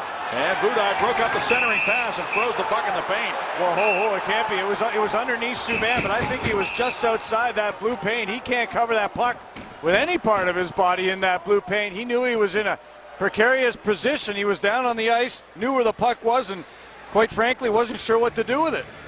And he's looking up right now to see, where was I? Wow. Matty Jokinen to start this rush for the Pittsburgh Penguins on this power play. And Subban was outside the paint. Oh boy, the whole crowd not liking it, but he was just outside the paint, and then he grabbed Sutter's stick. So it was very close to being a Penguin penalty shot. And Subban's still not quite sure as he looks up at the overhead. Face off to the left of Budaj, won by Crosby. And now he's going to have to go get the puck back into his own zone with Plekanec on his trail. He moves it along now for Niskanen. Headmans to Malkin. Malkin has Neal cutting to the net. A pass just out of his reach, but Neal trying to get it in front to Crosby. Pacioretty takes off with it as the penalty's coming to an end. This is Pacioretty. Good back-checking effort by Kunitz. He picked off the pass that was intended for Plekanec, who goes to the bench, and the Penguins go the other way. Crosby, right wing to Malkin. Malkin leaves it for Neal. Neal shoots it, and he just missed the goal. Out now to Niskanen. Head up, cross ice, one-timer, Mata. Oh, glass goes off the glass. Now Malkin sends it back around right side where it's taken. No, Vitale lets it go. Back to Mata. Mata try to work it deep. Now he's going to have to back up on Brendan Gallagher. Into the middle it comes down for Desharnais. Back to Gallagher, and he fans on the shot. Now he spins away from Ole Mata, who reaches around him trying to take the puck away, but it comes to Desharnais. Out to the point. Subban, wrist shot, and it's deflected just wide of the goal. Pacioretty after it. High, it's on him. 48 seconds to go in the period. And it's going to be picked up by Joe Vitale. Moves it back over to the near side where Matt Niskanen gets to the puck and backhands it up into the Montreal zone. Behind the net, Vitale overskates. It goes around now for Rene Bourque. And back checking is Craig Adams. Leaves it for Scuderi and over to Brooks Orpik. 27 seconds left. The puck at center. Picked off in the neutral zone. Brooks Orpik.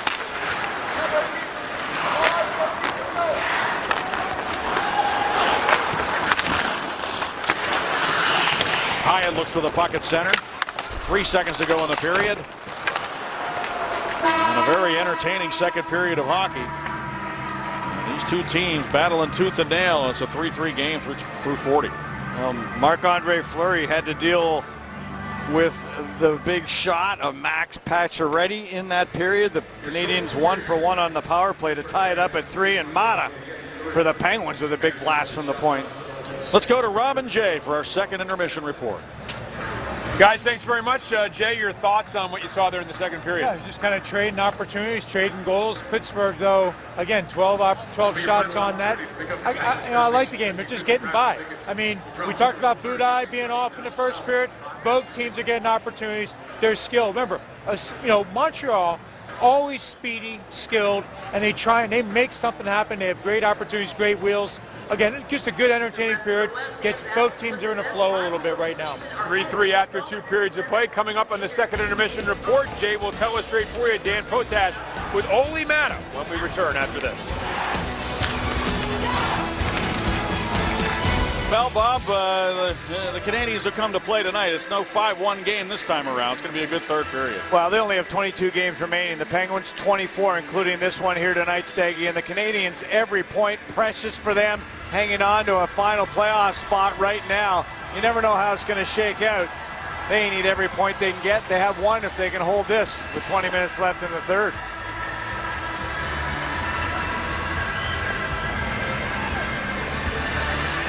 The Penguins have really done a great job against the Canadians. They're 7-1-1 in their last 9 against them.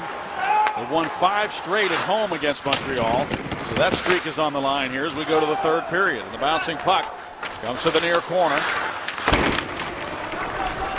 And on the near side, Galchenyuk hands it off to Plekanec and back to Galchenyuk. Back to Plekanec, and he centers. Oh, it goes off the stick of Gionta. And harmlessly to the far boards where it's lifted out to center by Jokinen, but now Gionta with it. He'll drop it back to Markov. Malkin came back there, Staggy, but it did get to the stick of Gionta. Went right through Malkin. Penn was very fortunate. And it's like Gionta was surprised that it got there. And now Gibbons is hit in the neutral zone by Murray, and that will be a penalty, an interference penalty on Douglas Murray. I guess Gibbons is okay. You never get any kind of reaction from him, positive or negative.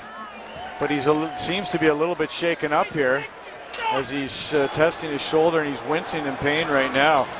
as he comes to the bench. I mean, he doesn't give you much at all, so Chris Stewart's going to have to get engaged. Let's take a look at what happens. He tries to go around Murray. There's the shot in the right shoulder as the shoulder is opened up, and then he falls back on the knees. So seems to be okay sitting beside me on the bench. Penguins are 1 for 3 on the power play with 9 shots. UPMC Sports Medicine power play for the Penguins, and Crosby wins the draw again. Back to Malkin. 2 minutes for interference. Now to Crosby. He fires and he missed the goal. Niskanen takes it off to Karam. Neal in the circle. Back to Niskanen to Malkin. Crosby, one-timer, and Budaj read that one easily. Made the save. The Canadians can't get it out, though. It's held in by Malkin. Now Neal to Crosby and across to Niskanen. Head up again. Slaps the puck off a stick to the near side. Crosby, beautiful pass back to Kunitz. Back to Crosby and up to Malkin. Malkin to the middle, over to Niskanen. Gino, one-timer, blocked in front. And the Penguins get the puck back. Crosby, Niskanen, shot, blocked by Moen. Tenorti with the puck. Can he get it out? No, Niskanen wouldn't let him do it. Neal wheels it back, but Malkin had gone to center, and he's going to have to go back for the puck in his own zone. Phenomenal work by the Penguins on the power play. Here comes Malkin again, busting in against Yemelin. He tried to go to the point to Niskanen. Now look out here, coming back is Gionta down the right wing. Neal reaches around and pokes it off the stick back to center. 55 seconds to go on the Murray penalty. Puck hit a linesman and comes right over to the middle of the ice, where it's picked up by Jokinen. You got good French ice, and the Penguins were using it there on that power play. Really just toying with that puck. Now here's Malkin with it again, closing in to Jokinen. Ole Mata's on the ice again. He's got a power play goal tonight. Mata with a wrist pass for Jokinen, and in front it comes. And Sutter turned around, threw it in front. And it's going to be taken by the Penguins in the corner. That was a strange play as Sutter went behind the net with it. Now Jokinen with it in the corner. Now for Sutter, it goes all the way through. Mata with a blast. And it comes right to the equipment of Budaj. Where is it? Still loose. And finally covered. I'm not sure where it is. No, it's in Markov's knee pad, and he just threw it to the back of the net. It was lost in the knee pad of Markov. The face-offs tonight, they've been important. And Sidney Crosby's won 8 of 11 draws so far in this hockey game. A lot of them against Plekanec, where he's won 6, now 7 of 10 of those face-offs. And coming into the game, Plekanec had won, 51% of his draws against Sid. He's been pretty good against him career-wise, but Sid owns him tonight for the most part. 17 seconds remaining on the penalty to Murray. Sutter had a great opportunity, bailed out, I believe it was a stick of Yemelin getting in there as Budaj was out of position. Sutter trying to curl one in from behind the net. It was an interesting play that he made there because he looked like he might be able to shoot it from in front of the net. Instead, he went around it. Almost scored. Here's Ole Mata now, centering the puck off the stick of Sutter. Tenorti coming back for the puck. Bouncing puck and racing over to get it to Joe Vitale. Canadians are at full strength. Murray's on the ice. Puck comes out to Ole Mata. He shoots it, and a blocker save made by Budaj. Murray's playing like a forward right now. Finally, he goes to the bench. And it's handled now by Derek Engelland. He slips it up into the Montreal zone. Again, Malkin's on the bench right now without a stick. He's just broken 2 of them, one on the ice, one that he leaned on. He had some of his equipment not come back from Sochi, the Olympics. So he's got new gloves, trying to go through new timber right now. Subban is hit. Penguins have the puck, and it's Bortuzzo. Looks ahead now for Vitale. Picked off, though, by Markov. And the 35-year-old defenseman of the Canadiens sent it to the Penguin line, where Joe Vitale drops it back to Rob Scuderi. Over to Bortuzzo. Tapped ahead to the Montreal line where Markov gave it right to Bortuzzo, who gives it right back to Markov. And he lost control of it, though. Crosby wants the puck, but it comes back for Subban, and they'll just flick it back out to neutral ice, where Bortuzzo settles it down. Over to Scuderi. 4 minutes into the third period, and the game tied at 3.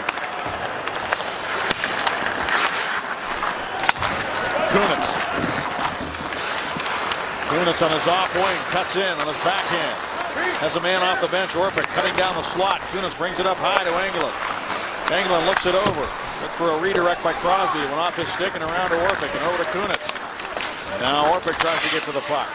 It's going to be forced out to center by the Canadians, and off they come. Well, Briere slipped around Kunitz down the wing, shoots it. Fleury the save, and the rebound swept aside by Tanner Glass to the near corner. Crosby with it there. And he found Kunitz, who tries to get his way around Tenorti, but he got the puck and sent it to the Penguin line. Tanner Glass takes a hit from Peros to get the puck up into the Montreal zone.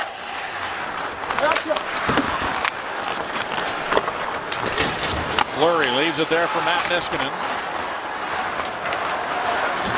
Niskanen headmans the puck to Malkin. Back to Niskanen again, and he'll dump it inside the Montreal zone. The fans coming to life here in the third period. I thought it was kind of quiet during the second period. Not so right now. Here's Desharnais with it. Taken into the corner boards by Niskanen. Mata in there working, as well as Malkin. Desharnais. Gallagher tries to walk in front. Paddle down for Fleury, and Malkin got over there to make a good defensive play. Make sure Brendan Gallagher didn't get another crack at it. Now Georges. Subban back to Josh Georges. Lost the puck. Gets it back. But Malkin takes it away. Poked away from him to Georges. Up the glass, past Niskanen, back into the Penguin zone. And the battle continues down low between Subban and Evgeny Malkin, and Malkin took a penalty. Yeah, it's a bad one, and Subban was trying to agitate and trying to draw it, and Malkin took the bait. And you can't do it in a 3-3 game. You got to stay out of the penalty box. Malkin battling down with Subban. Subban, extra little shot and skate. You know, Subban's got everything going. He's got his feet going, he's got his legs going, and then Malkin with the two-hander to the back of the legs. The referee standing right there. That was an easy call. And the Canadians, who have a power play goal on their only power play opportunity, get another one here. Yeah, watch that Subban shot on this power play. Ask Tanner Glass about that shot. Subban's gone 12 games without a goal, Bob. What do you do? And he goes back for the puck in his own zone. He's a guy who's kind of noted as a goal-scoring defenseman. Yeah, and a lot of goals last year on that power play, and Tanner Glass suffered a broken hand blocking a Subban shot this year. Gianta dumps it to the corner. Scuderi over to play it. Backhands it behind the net. Galchenyuk can't stop it from coming around, and it does come around to Vitale, who rolls it back up into the Montreal zone. The Canadians looking to take the lead with a man advantage. Markov comes into the Penguin zone and leaves it for Plekanec. Gianta goes to the front of the net. Here's Subban with a blast, and that's blocked by Tanner Glass. And remember, he's a guy who got his hand broken on a slap shot by Subban earlier this year. Well, let's take a look. There's the one here tonight that he blocks, and here's where he broke his hand back in November. He broke it there, but he got up and he blocked another shot by Subban after that. Stayed on the ice for about 30 seconds. And I'm not so sure he didn't get that last one off the hand. Subban fakes the shot this time, lets it go, and Sutter got a stick in there to deflect it up into the netting behind the goal.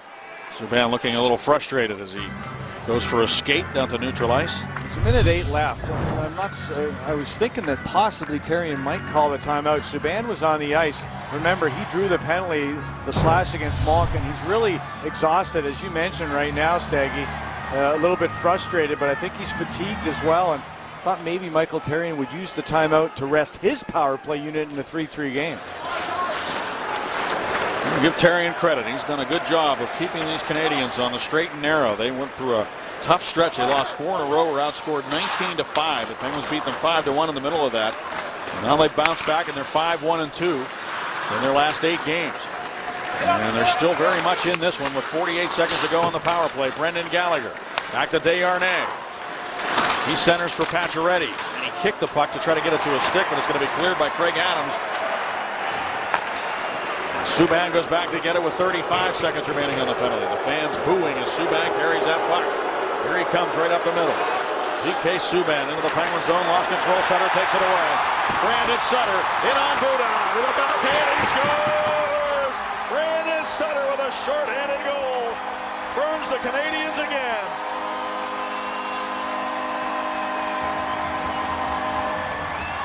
Well, I got to tell you, Michael Therrien is steaming right now, and rightfully so. Subban was tired. I think a timeout might have been appropriate. Dumping the puck in would have been more appropriate by Subban, who was absolutely exhausted. And what a goal by Sutter, who picks the pocket. It was a delayed penalty. You see the referee's arm up, goes to the backhand, elevates the puck. Sutter with another big goal against the Montreal Canadiens. We remember what Sutter did last year with 2 big goals to set the Penguins in flight in last year's season. What a big goal here. That's his 9th goal in 21 career games against the Canadiens. I got to tell you, that puck has got to go deep by Subban. When you're tired, you make mental mistakes. That was a big one there. Here's Yemelin with it now. He shoots and scores. Somehow it found its way behind Fleury, and we got one of those games tonight, don't we? It's 4-4. That puck went through a seeing eye goal by the Montreal Canadiens as Malkin. It'll go down as an even strength goal. Malkin had just stepped onto the ice. As that puck gets back to the point, all the Penguins collapse down. And it's a good screenshot through 3 Pittsburgh players and 1 Montreal Canadian in Lars Eller. Marc-Andre Fleury's looking to his left. He can't see that. It beats him blocker side low. Look at all the Penguin players. 3 black jerseys lined up in the path of this shot. Sutter, Adams, and Scuderi. Neither of them can get the puck. It goes by Eller as well and by Fleury. 24 seconds after Sutter scores shorthanded, the Canadiens bounce back and a goal by, of all people, Alexei Yemelin. And there was a seeing eye shot to tie this game at 4. Gionta centers, loose around the front of the net, and Fleury's going to cover it up. I'm interested to see if Subban gets back on the ice. That was a grave mistake by him. You can't make those kind of mistakes. He could be tired coming back from Sochi. They might have him think about things for a while on that bench in a 4-4 hockey game. 1 by Sutter, 1 by Yemelin. Tough stretch for the Penguins, 17 games in 32 days, and they're going on the Nissan road ahead to Chicago for the outdoor game, then on to Nashville, San Jose, and Anaheim, and look where Anaheim, San Jose, and Chicago are. They're right up there with the Penguins in the top 5, so some tough competition on the road for Dan Bylsma and the Penguins. When the Penguins win tonight, they would be 2 points behind Anaheim for the top spot in the NHL standings with a game in hand on the Ducks. Yeah, it is a tough schedule. You throw coming back from the Olympics, an outdoor game, 9 games in 17 days, a tough stretch for Pittsburgh, no doubt. Now Crosby works the corner. And he's going to be bumped off the puck. We got a penalty here, a slashing penalty. I think we might have 2, or is it just 1? Crosby's looking at Murray. Murray's looking at Crosby, and they're both going to go. Montreal penalty number 6, 2 minutes roughing. Pittsburgh penalty 87, 2 minutes slashing. They're all kind of explaining their side.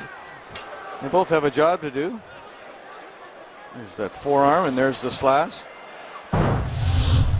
Murray doing what he does, and Crosby doing what he does. It's interesting, both Malkin and Crosby tonight retaliating like that with a stick down to the legs. You normally don't mind this 4-on-4 action. You'd like to have Crosby, not the man in the box, if you're the Pittsburgh Penguins, utilize that open ice playing that 4-on-4, but you still have a pretty good trump card in Evgeny Malkin. From the draw, the puck back to the Montreal zone. Picked up by Alexei Yemelin. They'll drop it off. Not a good pass. The Connors has to go back for it. 2 minutes for roughing. Pittsburgh penalties to number 87. Now it's Gionta taking a pass and leaving it. 4-on-4 hockey. There's kind of weaving right now with that puck, the Canadians. Penguins trying to take it away, but Gionta's got it near side. Now we get a whistle at the line. This is the 100th game between the Pittsburgh Penguins and the Montreal Canadiens all time. And the very first one between these two clubs happened to be the first game ever played by the Pittsburgh Penguins back on October 11th, 1967. Penguins lost the game 2-1. Jean Beliveau scored the first goal. What number was he, Staggy? He was number 4. And the score is 4-4. We're playing 4-on-4. And I don't see P.K. Subban on the ice, by the way. I see Yemelin and Markov. Yeah, and I'm still wondering if Subban will get. You would think at some point. The Montreal Canadiens 9 goals, 4 and 5 against on the 4-on-4. The Penguins are 8-4 on the 4-on-4 category. Yemelin trying to get it out. Jokinen preventing him from doing that. Now Yemelin behind the net. Markov there. Sutter works hard to get himself between Markov and the boards to kick that puck along, but it comes to Pacioretty. 1:05 remaining in the 4-on-4 situation. Not quite to the halfway point of the third period with a game tied at 4. What a great way to start the stretch drive for the Penguins in terms of entertainment. It's been a fun game to watch. Now Desharnais with it. Desharnais brings it up high, taken away though. Kunitz with Malkin. And nice play by Tenorti with that long stick to sweep check it away. Pacioretty drops it off. Desharnais overskated. And Robert Bortuzzo carries the puck back to center with some room. And he's able to dump it into the Montreal zone. Budaj out of the net stops it. Works it to the corner for Josh Georges. And Georges, a pretty reliable, steady defenseman for the Montreal Canadiens, works it out to center ice. Former San Jose Shark.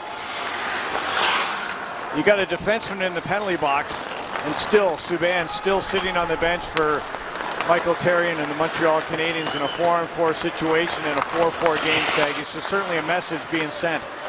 Here's Malkin with it, shooting, and it goes right through Budaj and out the other side, taken there by Orpik. Orpik just softly dumps it behind the net. We're back to 5-on-5 hockey. Murray and Crosby come on. Murray's like a winger right now as he turns it up the near side to center where Engelland has it. Crosby stays on the ice with Gino. Malkin works it ahead. Glove down by Neal. James Neal drops it off to Crosby. He finds Engelland, whose shot goes off a stick and in behind the net. Gibbons tried to center it, bounces over to the near side where it's taken by Eller. And he's poke checked by Neal. Neal takes the pass from Crosby and fires it wide of the goal. Boy, Neal looking to pick that up a right-hand corner. Now Engelland fans on one. Gets the second crack at it and winds it around to the far side. Sid over to play it. And he poked it to the line where Niskanen got it right back to Sid, but now Yemmelin able to move it back to neutral ice. Penguins are just quicker than the Canadiens, and when the Penguins are back checking, they're stealing pucks. Another penalty. Yep, Yemmelin knocked down Gibbons. Fleury's headed to the bench. Extra attacker's going to jump on. It's Malkin. Engelland with it. And the Canadiens get possession. Well, they're going to call a trip on Emelin. He's not too sure. Therrien doesn't know what to do. This will be the 5th power play chance for the Penguins. Canadiens taking penalties, and they are playing with fire. There's Douglas Murray. He's been on the ice for 5 minutes of penalty killing time in this game so far. Very physical on Crosby. Elbow to the chops against Crosby. Crosby giving it back in that scrum as Murray loses his helmet. And then Murray trying to give it back to Sidney Crosby, and the slash to the laces of Murray there. They both went off. And now Yemmelin, who scored that goal to tie the game, is in the box, and the Penguins have a chance to retake the lead here. Yeah, you really don't want to lose your defenseman like that when you're killing penalties. And the last penalty was against Murray, and this one, Yemmelin, you're right. This is really hurting the Canadiens. This is a tough kill. Now Niskanen with a puck. Penguins power play has been deadly too on home ice, and particularly against the Canadiens over the last couple of years. Now a battle for the puck. I've been so impressed with the Penguins' work ethic on the power play, their ability to retrieve pucks, recover them, and keep the power play going. And they do it again here. Here's Malkin with it now. Steps into the circle, lost it. Niskanen fires, and it's off a skate of Kunitz and then hit the side of the cage. He tried that behind the back redirection, Kunitz, and almost had it. Now taken by Crosby. Crosby for Kunitz. Chris Kunitz. Evgeny Malkin. Crosby's on the left side of the ice. And here he is. Oh, great save by Budaj. With a blocker, just a phenomenal save on Sidney Crosby as he was flopping over to the right side. That was sick. That was an unbelievable save. Now Niskanen to the near side. Malkin with it. Malkin to Niskanen. Takes the shot. Gino, one-timer. Crosby scores!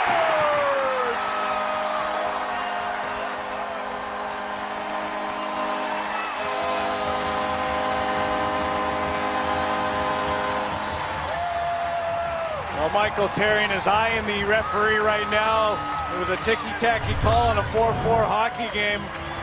And the Penguins are going to make you pay more times than not. And Sidney Crosby, who was robbed earlier by Budaj, not robbed that time, as Budaj can't dive across and make the save. Crosby wants the puck.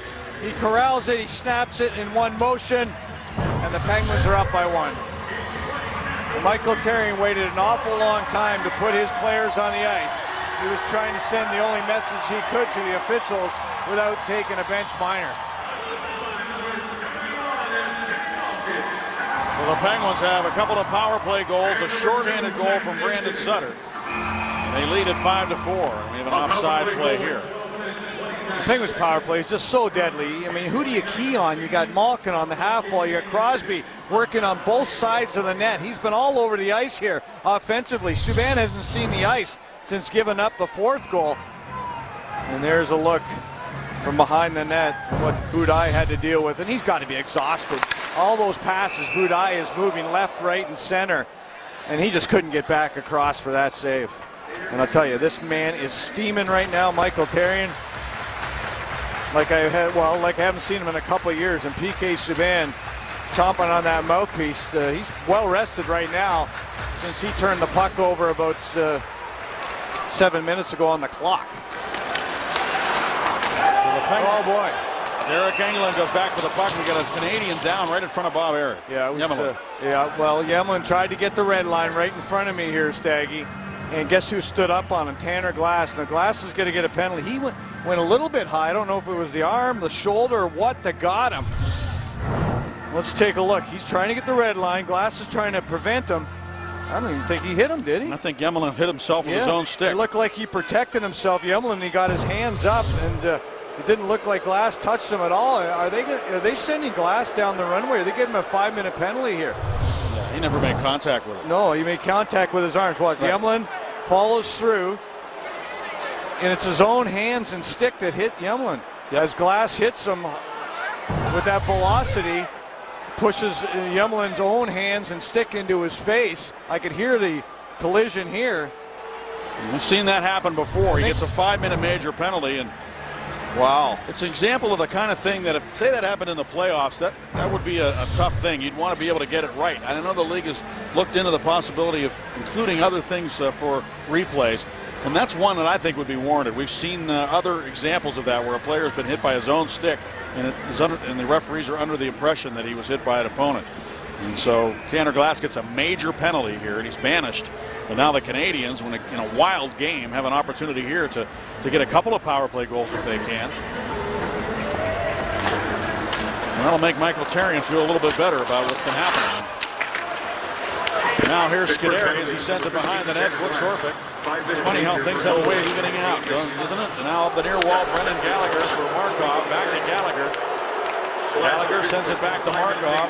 Subban's on the ice now. Brendan Gallagher now low to Desharnais. Pacioretty's in front of the net. Bad pass by Bouillon. It was a rolling puck that they couldn't keep in, and of course, or by Desharnais, excuse me. And as you can get as many goals as you can on a 5-minute penalty. Scuderi across to Orpik. And this could be one of those things that could really bring the house down, too. If the Penguins can kill this, my goodness, the fans will be going crazy. Yeah, and Marc-Andre Fleury's going to have to make a save or two along the way. No doubt. It's dramatic. Here's Galchenyuk barging to the net. Hook check by Fleury, the rebound, Briere, and it's skittered wide of the net somehow. I think Fleury made a save. Did he get a piece of that? Yeah, might have got the bicep on it. He doesn't have the biggest bicep, but he got one on it. Here's Markov with it now left side. He centers off a stick of Sutter. Ready now on the left wing boards. Right side rather. Now Markov out to Subban. Far side Plekanec. Shoots the puck down low. Pacioretty jammed in by Briere. The Canadians tie the game at 5. It's a power play goal, and they still have another 3:42 to work with on the Glass penalty. It is amazing how things seem to even out here in Briere. Two goals for him tonight. Yeah, he's a sneaky player, isn't he? I mean, he's got all that wisdom. He really does. The French kid is able to just hide off the side of that net, and he just out-battles Mata. Mata's looking at the puck. He's trying to box out 2 Canadians with his body, and he just can't get his stick there before Briere reaches in and puts that puck over that goal line. Right before that, Fleury indeed did make a save with his arm right down the slot area. So it's 5-5. Still on a power play, the Montreal Canadiens. Lots of time. Yemlin drives it in. Fleury stops it off the corner boards. A wild shootout of a game here tonight between the Penguins and Habs. So interesting because last night the Canadiens couldn't even get any shots against the Detroit Red Wings in a 2-1 overtime loss. Here's Gionta with it. We saw a wild game between the Bruins and the Sabres in their game last night. We also saw a 1-0 shutout for the Blues, or the Canucks rather, against the Blues. So it was kind of a mixed bag on that first game back for a couple of teams, and Certainly the entertainment value is all there. Coaches don't like games like this, but it's fun to watch if you're a fan. Yep. And remember, no Paul Martin, no Chris Letang, Simone Dupre, a scratch here tonight for the Pittsburgh Penguins. Frankly, after watching some of those snooze fests in the Olympics, this is fun to watch. I'll take NHL hockey any day of the week. Here's Engelland challenging over on the far side. Niskanen after the puck behind the net. So is Engelland. Comes up the wall and is taken there by Subban. 2:25 to go on the penalty. Subban straight away. Big windup, fakes the shot. Cross ice to Desharnais. Back to Subban. Down low, Pacioretty trying to make a power move. Fleury got a stick down to break that up. Falling down was Desharnais, and Niskanen makes a good play to make sure he got enough on that on the backhand to get it all the way down the ice. It's almost impossible to deny that power move as you described it, down on the goal line. And it's up to the goalie to deny it, and that's what Fleury did. When it's paddle down. Now it's taken by Markov. Markov way out by the blue line, goes across the ice for Plekanec, and he guns it high and wide off the glass. Good stick by Orpik. Now it's Adams with it. Sends it along for Kunitz, killing the penalty. Everybody got to get involved now. Kunitz dumps it all the way down into the Montreal zone. Yep, using everybody here with 5 minutes. And Tanner Glass, a penalty killer. He's the man out of the hockey game. Exactly. Here's Galchenyuk with it now. Cuts into the Penguin zone and drops it off now for Josh Georges. 1:28 to go on the penalty. Georges into the circle now to Galchenyuk. Cross ice it goes. Plekanec to Subban. Subban to Plekanec. Briere's in front of the net. Pacioretty along the goal line. Scuderi down looking to block that centering pass. Up top, Subban with a blast. Save made by Fleury. Rebound cleared by Kovacic. 1:07 to go on the penalty. James Neal is serving it. And Subban has it again. And he is really a dramatic figure. The fans are booing him every time he has the puck, and offside is called on the Canadians as they enter the Penguin zone. You see what he did? He waited long and he didn't want to turn it over, so he did dump it in a little bit too late. Time now. That time for our Subway sandwich of the game. And there it is. Gionta getting plastered by Orpik, a couple of BC boys. Remember, Bob, back when Montreal, Orpik hit Gionta like that, and we could hear him wincing in pain all the way up in the booth in Montreal. And a similar hit really plastered him into the glass. Did he go easy? Maybe he went easy on him. I don't know. But one of the Canadians got clipped up high. A Bork down in the corner here as he checks his face and picks up his glove and stick, and he'll go back to the bench. And the Penguins have 49 seconds left to kill on the Tanner Glass penalty that's being served by James Neal. James Neal's over in the box, so he'll be the man coming out of that penalty box in 49 seconds. The tally against Eller. Natali, who wins 63% of his faceoffs, won that one, and then he got over to get the puck and shoot it all the way down. That's huge. Natali out here on the penalty kill with Craig Adams. As Yemelin brings the puck to center ice and shoots it up into the Penguin zone. Derek Engelland wants to go back and get it. Fleury left it behind the net. Engelland under siege as the Canadians win possession of the puck. Engelland across ice. Taken there by Markov. Now for Eller, just out of his reach. Niskanen sends him backwards against the board. And it's cleared by Derek Engelland all the way down. Great work by Niskanen and Engelland. And now we're down to just 12 seconds on the penalty. Yeah, everybody using one another to exit that puck defensively while shorthanded. Getting back for the puck is Ole Mata. 1 second to go on the penalty. Here comes James Neal. He's set free. It's going to be a nice... Yeah, James Neal missed that puck as he came over and out of that penalty box. The puck came down, and last year, before the rules, it would not have been a nice. Today it is. It's Miller time, brought to you by Miller Lite, just as we promised. And Brandon Sutter loves playing the Canadians. Yep, there's the turnover by Subban. Sutter on the breakaway, goes to the backhand. And that was a big, big goal for the Penguins. Gallagher firing, and Fleury jumped up in the air, I think, to get a piece of that with his right shoulder. Now it is back behind the net. Crosby there. Couldn't shuffle it along. Pacioretty in front of it. Wandered off his stick, and now Bertuzzo headmans to Crosby. He looks left wing to Kunitz. He's got a step up to Norty. Shoots it, and a save by Budaj. Now Brendan Gallagher's got it for Montreal. Neal with good back pressure there on Gallagher. And now Neal has the puck in front of his own net. 1:28 remaining. 32 shots for Pittsburgh, 23 for the Canadians. Crosby saw Markov in his face. Crosby went down. Galchenyuk with a puck on the wing, shoots it. Saved by Fleury, and he covers. And Fleury has allowed 5 goals, but he can still have an opportunity to make a key save or two here before it's all over. There's Galchenyuk. The right pad save on Marc-Andre Fleury. The Penguins juggling their lines. Neal was in there serving the glass penalty. He came out, was playing with Crosby and Kunitz in a 5-5 game. Gibbons has played just over a minute in this third period. On the ice now, and Malkin. Battle for the puck in the corner. Up the wall it comes. Gibbons trying to get control. Eller took it away to Moen, who shot it, but it was blocked by Brooks Orpik. Brooks Orpik with it behind his own net. By the way, the Canadians did play last night, but they've got a lot of energy right now. Brooks Orpik has got the puck right now behind the goal. He was telling me how much he's been trying to readjust his sleeping patterns, taking naps in the afternoon, and said that when you wake up, it's really the middle of the night where you were, and so it's really hard to wake up. A tough road. Same with Sid. He said he had a tough time waking up in the middle of the night. Here's Brooks Orpik behind the goal. Malkin after the puck. Now the loose puck is poked to the near boards. 27 seconds to go. Boy, Jokinen after the puck. Yemelin's going to beat him back to it. What are you going to say, Bob? I was going to say Markov was going to pinch, but in 5-5 games today, he decided to back off that blue line. Wise decision.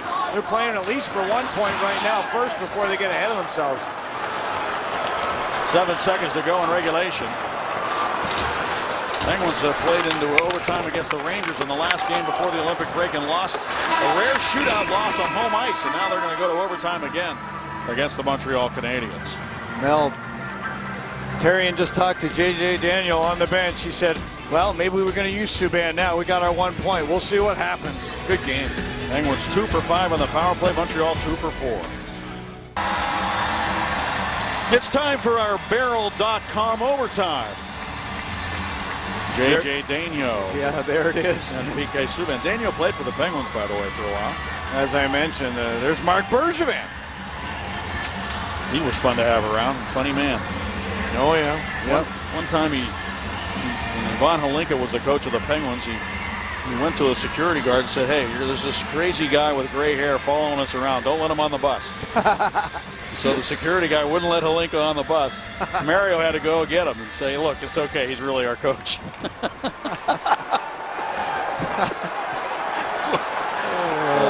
Good stuff. Now here are the Canadians in a 5-5 game. It's Markov carrying into the Penguin zone. Leaves it on the right wing, and a shot taken by Pacioretty is kicked out by Fleury. Now Kunitz hands it off to Sidney Crosby. Crosby comes to center along with Olli Maatta. Crosby pulls up, feeds it into the slot, and is swept away from the oncoming Kunitz by Yemelin out to center where Niskanen, just a beautiful skater, backpedaling, able to control that puck, and now he's skating forward with it. Here comes Niskanen into the Montreal zone to Crosby. He tried to go to the front of the net. Now he shoots it, and a nice block there. Putting his body down was Markov on the shot by Sid. Wakana sends it back in behind the net. Markov leaves it there with 4:10 to go in the overtime. Just into this overtime period, 4-on-4 hockey, and it's Neal and Malkin, Engelin and Orpik for the Penguins. Josh Georges leaves it there for Douglas Murray. So Therrien's got Murray on the ice in the 4-on-4. Murray just dumps it rink wide. And poking it out to center was Georges, but now he's under pressure from Malkin. Cooley moves it along now to Murray. Gets going north here for the Canadiens. And the earth moves when he's out there tromping down the ice. And his offside is called on the Canadiens. Well, what's interesting, the Canadiens 7-7 in overtime. The Penguins 7-3, but they're 4-1 in the shootout, Staggy. So Michael Therrien down here, he's got to know that his best chance is to win right now on the 4-on-4 before they get to the shootout. He's got Budaj in the net, not Carey Price. The Penguins have the best shootout goaltender in the league for over the last 4-year span in Marc-Andre Fleury. Tuzo and Brendan Gallagher are fencing there on the face-off. Yeah, Gallagher's not going to give up any ground here. Nobody at this point feels threatened in an overtime situation here. So you just don't want to take a penalty here. You don't want to be goaded into something. Gallagher's 5'9", and I don't think he is 5'9". I think he's shorter than that. The Canadiens are the smallest team in the NHL in terms of height. That probably is a little bit less of a case with Tenorti, who's got the puck right now, added to the roster because that's an opening day stat. Tenorti's 6'6". Still, they've got a lot of diminutive players who play bigger. And that's Gallagher. He shoots it, and a glove save made by Fleury.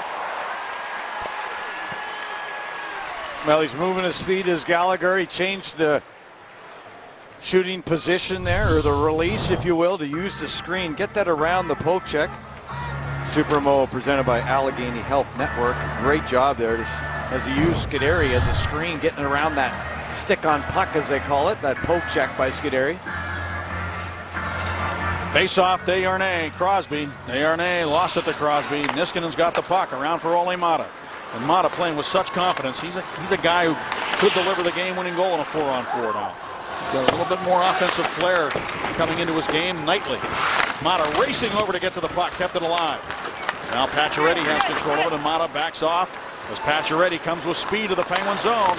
Pacioretty turns on the near wall as Niskanen defends against him. Now he weaves the puck along for Desharnais to Pacioretty, and he guns it wide off the corner boards and goes out to center. Yemelin over to get it. Now Kunitz has it. Comes right back to Yemelin. 2:43 to go in the overtime. Crosby heads back to the bench. Penguins send fresh troops on. James Neal on the ice along with Malkin, Orpik, and Engelland. For the Canadians, Thomas Plekanec for Douglas Murray. Have we seen Subban in the 4-on-4? I don't think we have. Here's Gionta, and offside call. A little bit surprising to me, but a message being sent by Michael Therrien, the first game back from that Olympic break, and you see that smile, that wry smile on his face. He's not too happy about it, trust me. That's the Norris Trophy winner, folks, but that's the coach. The coach gets final say. And by the way, Michael Therrien not too impressed with stars. I mean, he's a guy who will do that to no matter who. And you got to like that. That's old school. Here's Malkin with it now, coming to center. Malkin into the Montreal zone, poke check, but it comes right back to Derek Engelland. Engelland turns on the corner, leaves it for Gino. Out now for Neal to pass in his feet. And it's Markov with it. Headman's to Gionta, who comes ahead with Plekanec.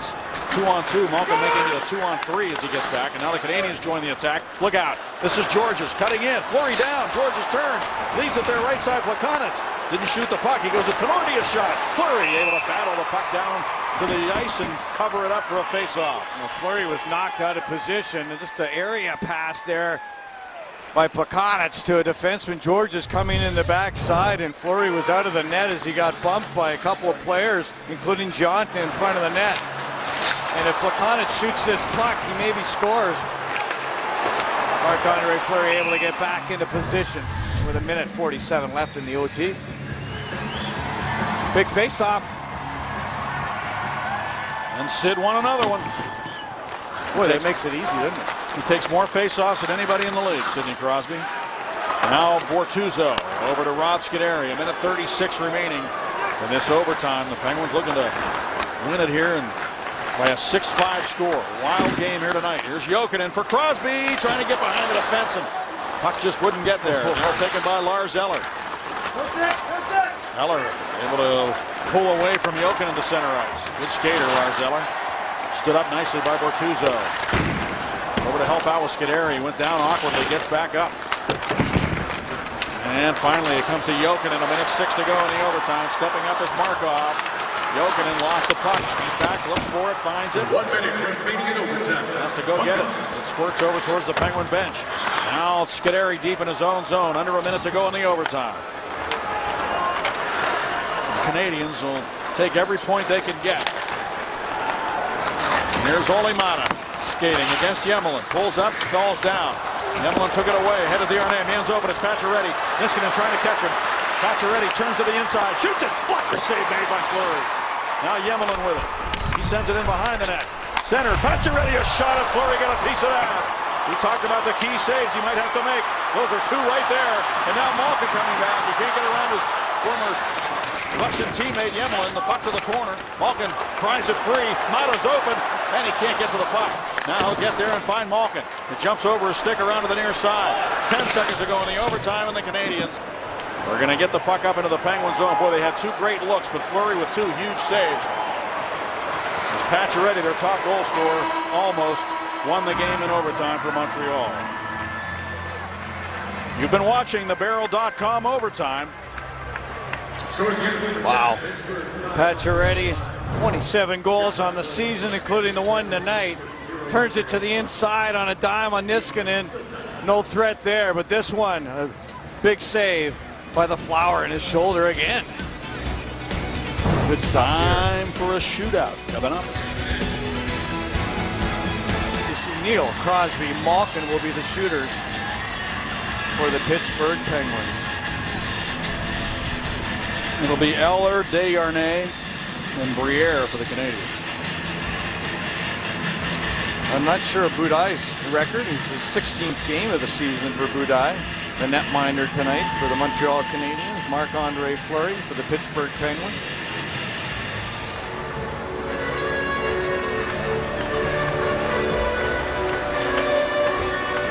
You see the success rate of the Penguins in the shootout this year. Gino has become almost automatic. Dan Bylsman's been using Jokinen to start the shootouts lately, but tonight he goes with Neal, Sid, and Gino. There's the Canadian shootout specialists. Here's Lars Eller. He will shoot first for the Canadiens. He's a perfect 3 for 3 as well. 10 goals. 32 shots for the Penguins, 29 for the Canadiens in this one. A little bit of everything in the first game back. Penguins have won 9 of their last 10 shootouts and are 14-2 in their last 16. They've won 12 of their last 13 at home. They lost to the Rangers in a shootout prior to the Olympic break. They have 58 all-time shootout wins. That ties them with the Rangers for most in the NHL. And that man right there is just so confident. I think it's the fact that he actually kind of keeps the shooter guessing. He dictates with those little fakes of poke checks, and he has so much fun in practice of the shootouts. He's become very comfortable with the idea of it. James Neal will be the first shooter. And Neal likes to pick up speed and then pick up the puck, and here he comes. James Neal against Budai, and Budai stood his ground to make the save on James Neal. Neal was flying down there. Reminded me of Mike Modano, the way he used to rip down there and tried to go 5-hole on Budai. Didn't work out. Here's Eller. Lars Eller from Denmark against Fleury. He comes with speed. He shoots, and Fleury denies it. Eller tried to just glide, fade away to the right, and put the puck back left. How about that, Fleury? That reminded me of that fadeaway shot by Kovalchuk. I know. Remember that we were talking about? Yeah. He didn't fade as much as Kovalchuk did. He really faded and scored in the Olympics. Here comes Sidney Crosby against Budai. Swinging to his left. In on goal. Crosby stopped. And Budai even had to juggle it to the glove. Yeah, he was good in his feet, wasn't he, Budai? He really was showed some patience, I thought. Crosby could have went 5-hole. He didn't. Budai stayed on his feet. And that looked good for Montreal. To give Budai credit, he didn't look too sharp early in this game, but he's hung in there. Yeah. Now Desharnais against Fleury. Here comes David Desharnais to the goal, and he scores. He went back to the forehand and dumped it in. Well, he made the move to the backhand. Marc-Andre Fleury slid to his left, and that created that space for Desharnais as he turned it back to the forehand really quickly, didn't he? Really quickly to get it around the right pad. Gino needs to score here to keep it going. Evgeny Malkin against Peter Budai. Malkin in on goal, slap shot, and he went right to the goaltender and slapped it, and the Montreal Canadiens, on a really strong, perfect shootout performance by Peter Budai, win the game 6-5. Well, I got to say, Staggy, Budai looked good in the shootout, and it almost appeared like the Canadiens did not mind getting to that shootout, something the Penguins have almost perfected and almost never lost. That's a happy Canadiens bunch after they were beaten by the Penguins 5-1 here back in January. They come in here and get a big win. They had lost last night in overtime to Detroit. They win tonight in a shootout against the Penguins. And David Desharnais, or David as they say in Montreal, is our McDonald's player of the game. We'll return in a moment to Pittsburgh.